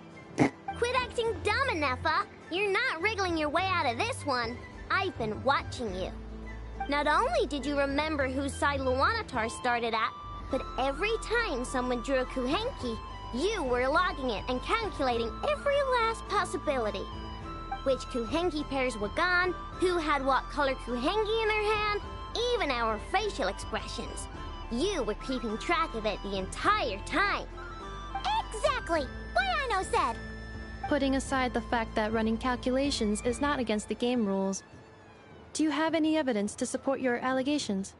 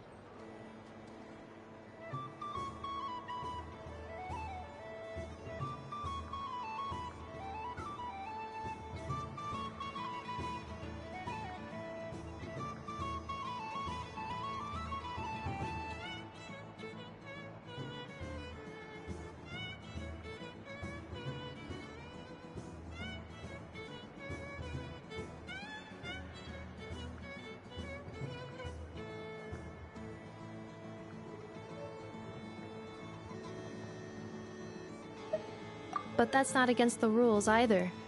So she admits it. She certainly does. Alright, everyone grab a sticker. It's time to get Nefa back. But... Take that!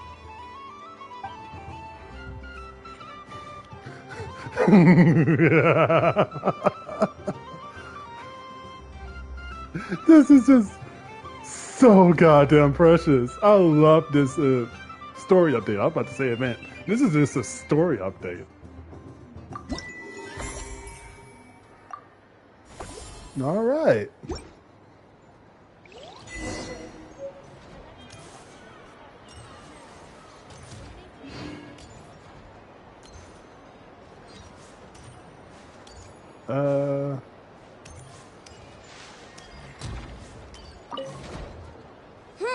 I'm never playing games with you ever again, Nefa. Ooh, moon prayer candy. Sweet. Is it okay if I grab a whole bunch?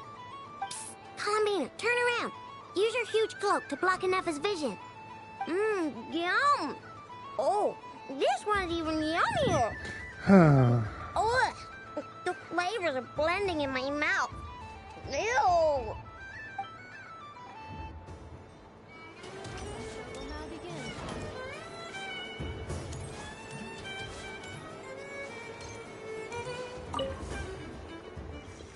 Brother, I've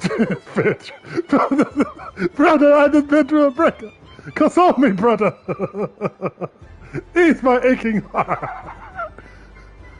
What was that I told you a while ago? What was it you told me a while back? The scent of love is in the air. 'Twas the scent of dirt on the ground. That sounds like your dumb nose is playing tricks on you. Jesus Christ. That's how you know they're actually friends. He's consoling yet also insulting him at the same time.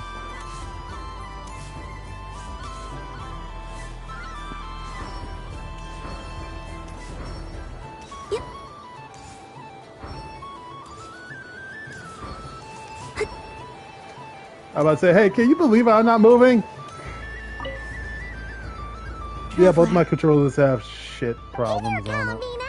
Are you done checking out the festive amusements already? Are you sure you don't want to look around some more? You might not get another opportunity like this for a while.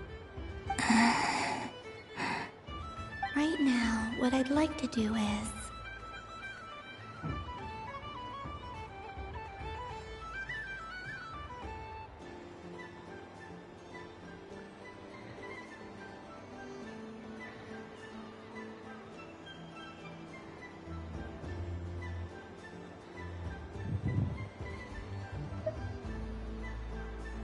Thank you.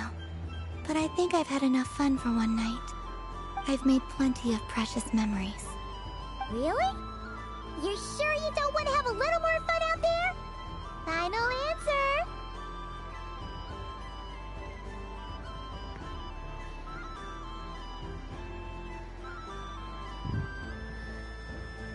Yes, I am sure.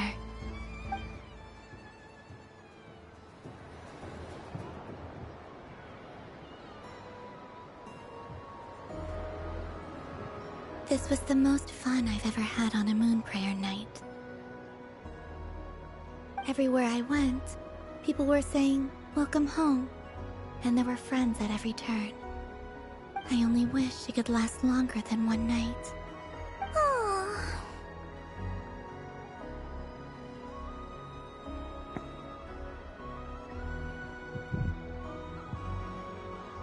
Yes, you're right.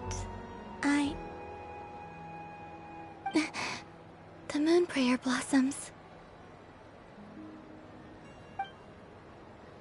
Ooh, look! Look! Moon prayer night has come.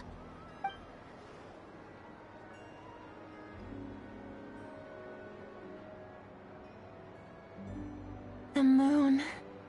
It's so beautiful. Happy Moon Prayer Night, dear. Happy Moon Prayer Night!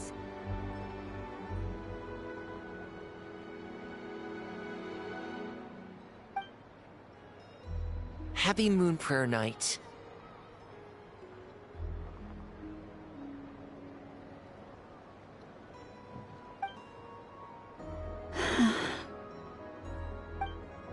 Aww. Huh.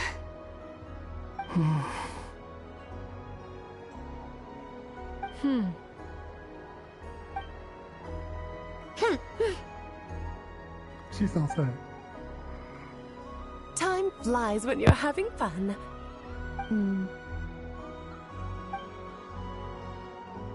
Oh. Looks like the time has come. Columbina. You're heading off, then?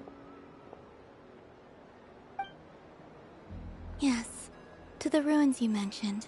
And from there, back home to the moon. Wait! I know? At least... Take one of our craft shop's crumb cookies up to the moon with you. You know, for a snack. Sure. Why not? The Curatorium of Secrets believes in proper farewells. No story should be left without a satisfactory endnote. Never. Farewells are an important affair for the Ratniki, too. We never know when we might meet again. Haha! And here I thought grand farewells wouldn't suit tonight's mood. But I suppose friendly passion is not to be stopped, eh?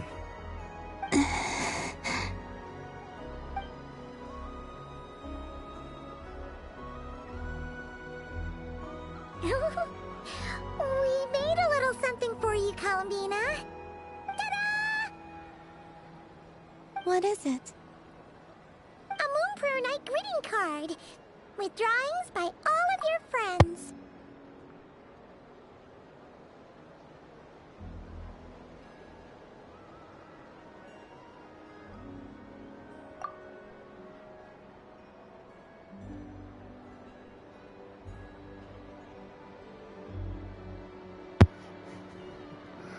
So, I can kind of guess who drew Flynn's because, yeah, Varka kind of said that he was going to do that.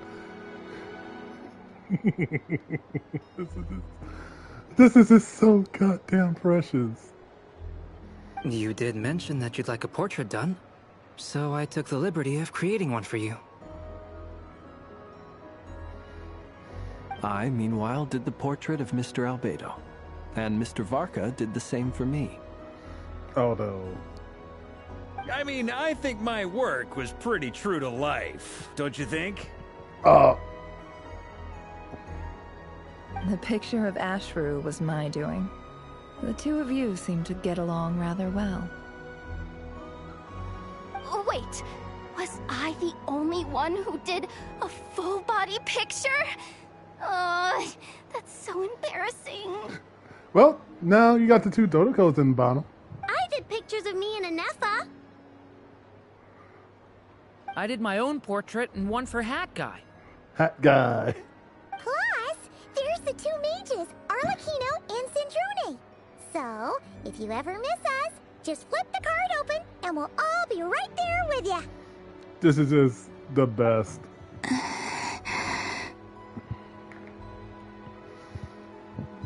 I don't know what to say. Thank you so much, everyone. This whole Moon Prayer Night was more than I could have ever asked for. It is the greatest gift I have ever received. Lauma, I figured it out. Figured what out? Remember how the Frost Moon Scions used to use milk as invisible ink to write hidden messages? That was a very long time ago. Oh, are you saying? Yes. When I miss you all, I shall use moonlight in the same way, to write words that only you can see upon the moon itself. Wow, that sounds lovely. Quite. But how will we see them? Simply open your windows on nights when the moon shines bright, and the moonlight will naturally flow towards the words I have written. That sounds most fitting indeed. Very true to form. I'll try to write them in places that won't disturb your sleep. I, for one, would sleep all the better for having read one of your messages before settling down for the night. Exactly! So don't worry about disturbing anyone's sleep. Just promise you'll write to let us know you're okay, alright? Alright. I promise.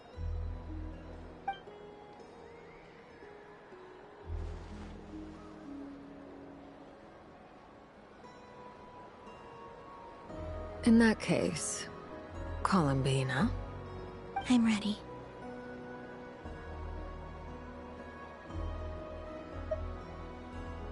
Very well. Let's go.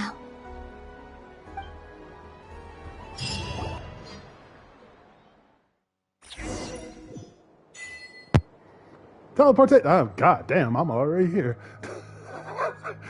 Holy crap. In just a few moments, I will be gone.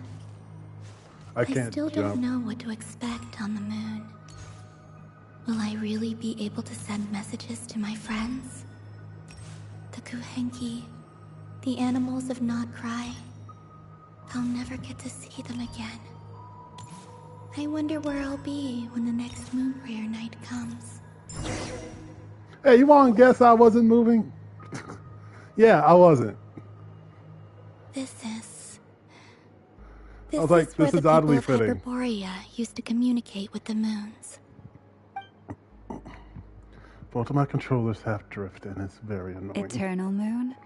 Only Frost one doesn't moon, have a camera iridescent stick moon. problem. When the power of all three converge... The gate to the moons shall open. Mm-hmm. Moon marrow preparations are complete.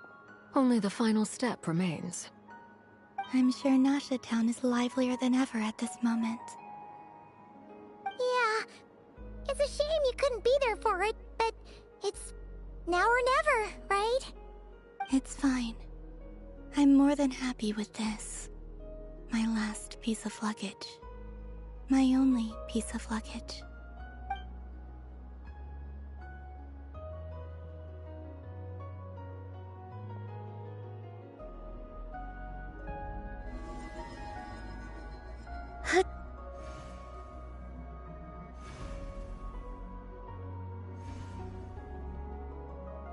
I can already feel the moon calling to me.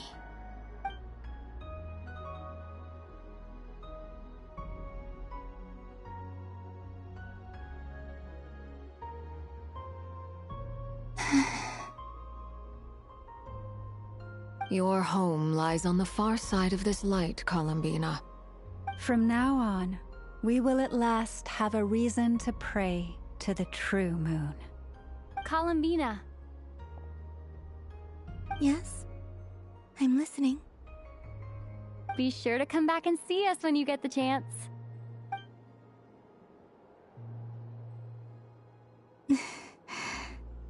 Of course. But if that chance doesn't come, then remember that you have friends on this planet. People who will miss Columbina. Yes, I will. Thank you for everything you've done for me. And remember, come night or day, the moonlight shall always connect us. Well then, farewell, my friends.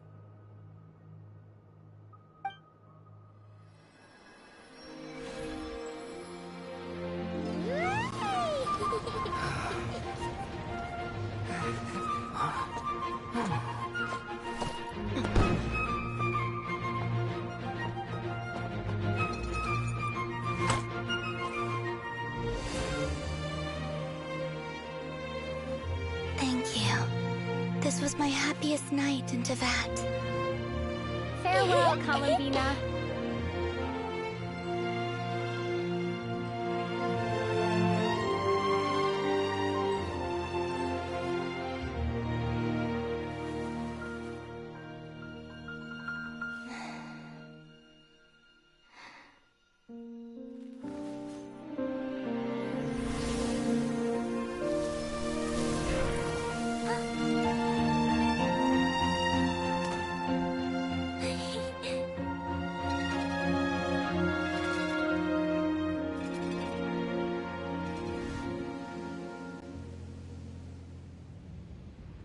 The moon really is closer than ever tonight.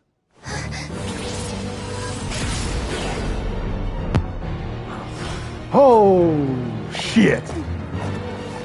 Columbina. All 3 moons in one place. Time for one final experiment.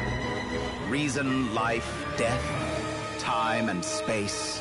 They all believed I would fail.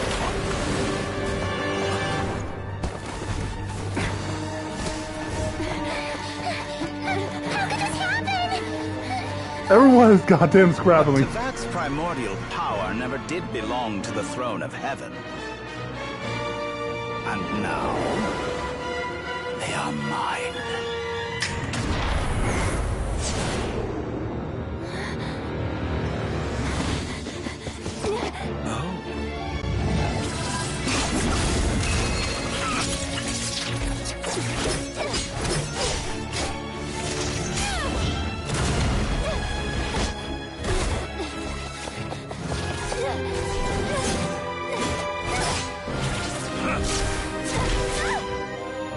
No, as long as I'm here. The Doctor is free to wield the 3 moons' power.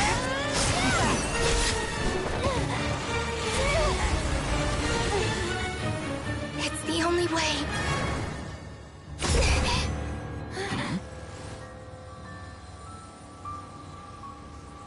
I guess I won't be going home today.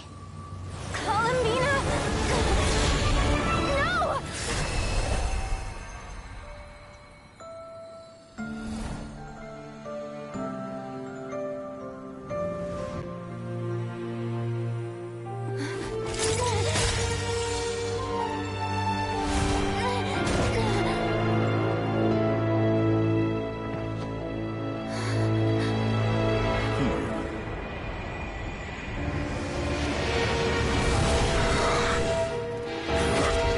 Stubborn world, do not try to control me.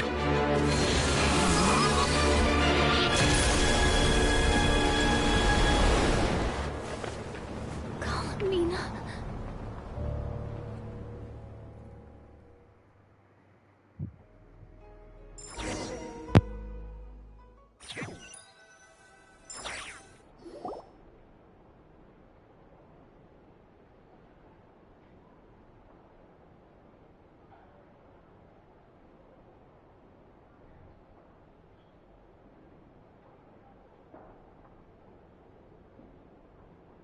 Are you all right? Do your wounds still hurt? I had someone prepare a little medicine that could prove effective. Take it if you need to. In that case, let me relate the contents of the call we made to Alice after the incident occurred. That Dottore is a crafty one. He distracted the Hexen Circle by creating a huge fuss at Tevat's borders. I'd assumed that the cause was an abyssal intrusion from the outside world, which in fairness is a rather common occurrence. But after learning that you managed to influence the phantoms in Nodcry, I realized that perhaps this interference could have come from within Tevat instead. But we weren't able to change their fates. True, you couldn't change how their stories ended, but you did build some variables around yourself. Variables? Yes, things you heard that you could not otherwise have learned, ideas that would otherwise have never crossed your mind. All these things are variables. Of course, most variables usually pale into insignificance with the myriad of possibilities floating around. But the moment you start treating them as building blocks and intentionally stacking them, that changes things. That's what Dottore did, and it's how he created the necessary conditions so that when you activated the portal tonight, it played right into his plan. However, we have no way of knowing exactly what he did. Yeah, we also need to ascertain Columbina's status. And that about sums it up. As I suspected, Dottore has disappeared completely. If it's any consolation, he wasn't able to control Columbina as he might have wished to.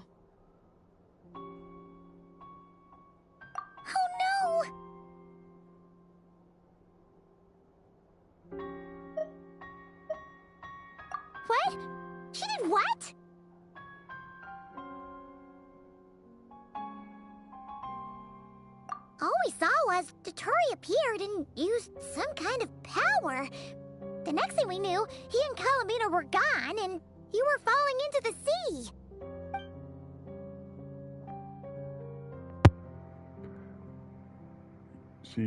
He froze time. Okay.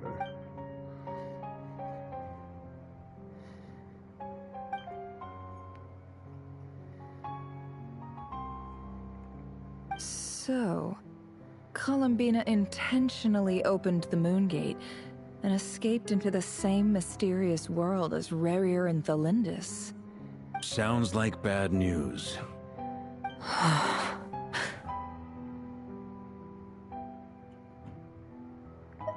Seen in that way, the Trilunar Syzygy and Rarier's emergence, Dotori might have been pulling the strings in both cases. According to Miss Alice, he is attempting to transcend his destiny and finish an experiment that only a god might complete. An utter lunatic. Wait a sec. Where's Hat Guy? Seems like he'd want to be here for this. He took off with the Dodo communication device after we spoke to Alice. He said he had a hunch that he wanted to investigate by himself. The look on his face was terrifying. I've never seen him like that before.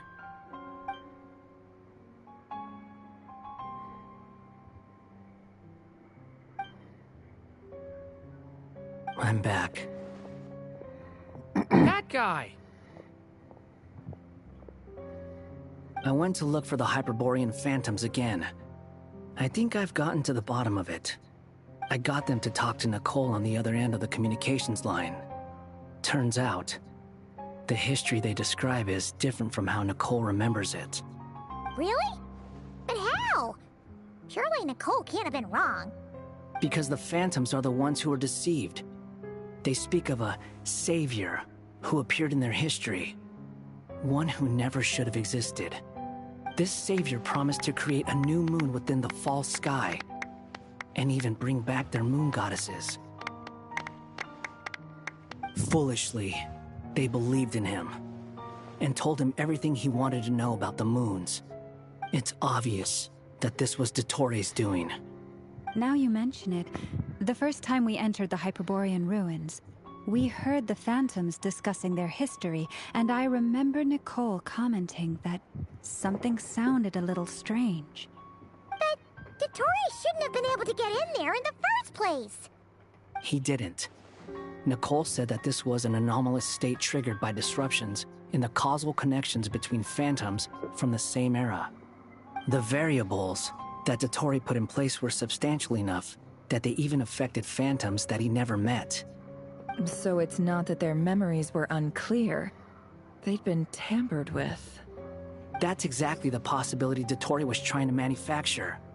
He turned these variables into knowledge and engineered the situation so all that knowledge would fall into his hands.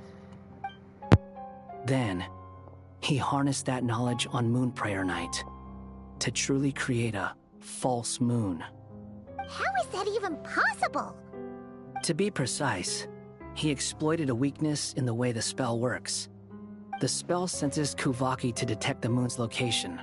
So, as long as the false moon more strongly resembled a moon than the frost moon beyond the skies, the gate would teleport Columbina to the false moon's location.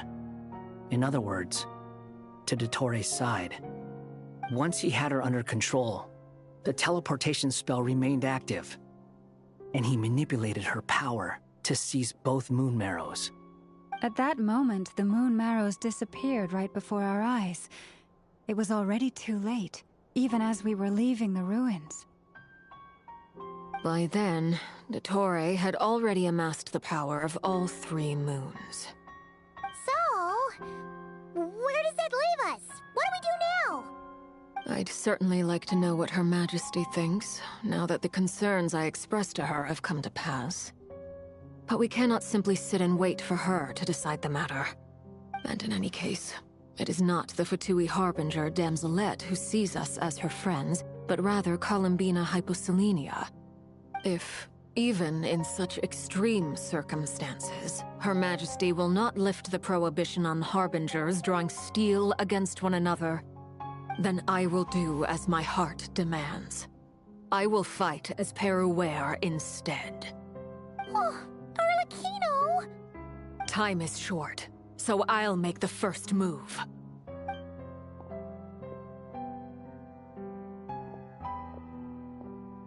Whew. Even Arlecchino seems to be losing her cool now.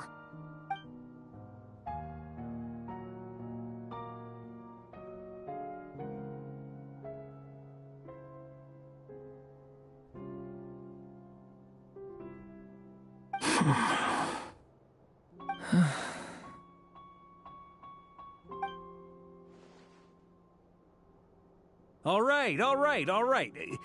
Lose those dejected looks for a moment and let me get a word in.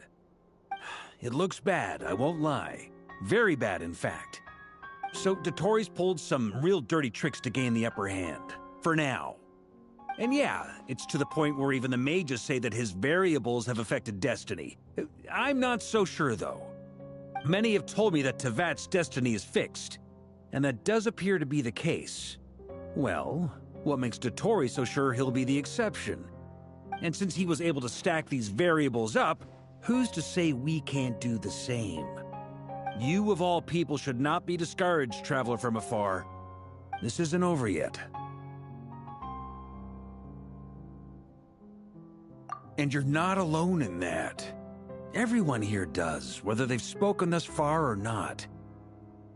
But none of us are the type to sit back and wait for the sun to shine again. That's exactly how a knight should roll. If they knock you down, you get back up and get back in it. Don't forget, Honorary Knight, you're a legitimate member of Mondstadt too. Mark is right. This is far from over. Dotori's already way overdue a butt-kicking given his past shenanigans. And after this, he's earned himself a double dose. That's what I'm talking about. How's everyone else feeling? I'll use Kuvaki to investigate Columbina's whereabouts. I am not ready to give up either. Leave the intel gathering to me. Whatever happens within Nodcry's borders, when the Curatorium of Secrets wants to be in the know, we always find a way. Aino and I will do all we can to support you. We will attempt to reverse engineer Dotori's actions and seek a breakthrough that way. Alice and Nicole are busy dealing with an emergency at Tevat's borders, so they can't return just yet. But they're both very angry about this. They've asked Albedo and me to act on the Hexen Circle's behalf and do everything in our power to fight back against Dotori. Are you ready then? We're going to have to conduct a lot of research, even in the early stages. I'll do my best. As for me, I'm pretty familiar with Dotori's way of doing things, so I can try to predict his next move. I'll help with your investigation. Nice! Looks like we have our basic division of labor. I'll get in touch with Flints and Itlua, get them to have a chat with their Starshiner. It couldn't hurt to bring the Lightkeepers on board as well. At the same time, I'll pass on instructions to the Knights present in Nodcry to assist the Lightkeepers and other organizations in ensuring the safety of those living here. Yeah! We'll show him! Man, Dotori really did just made sure he was the That's most it, then. hated person Good in luck, the world everyone. right now.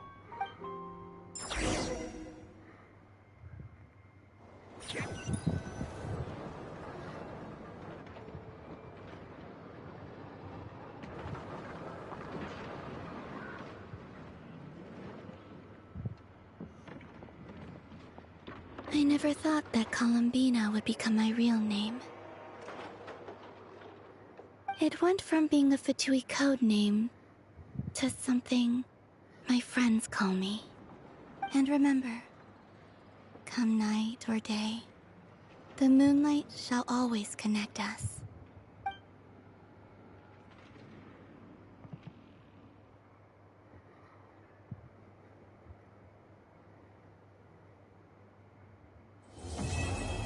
All right.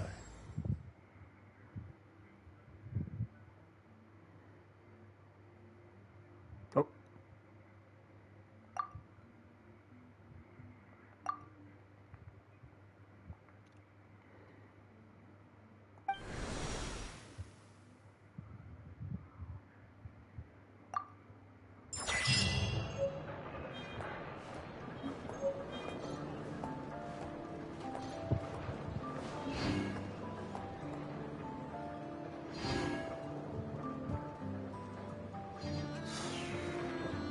Alright, this has been your host, Darkstar Noise. I love this stream of Genshin Impact.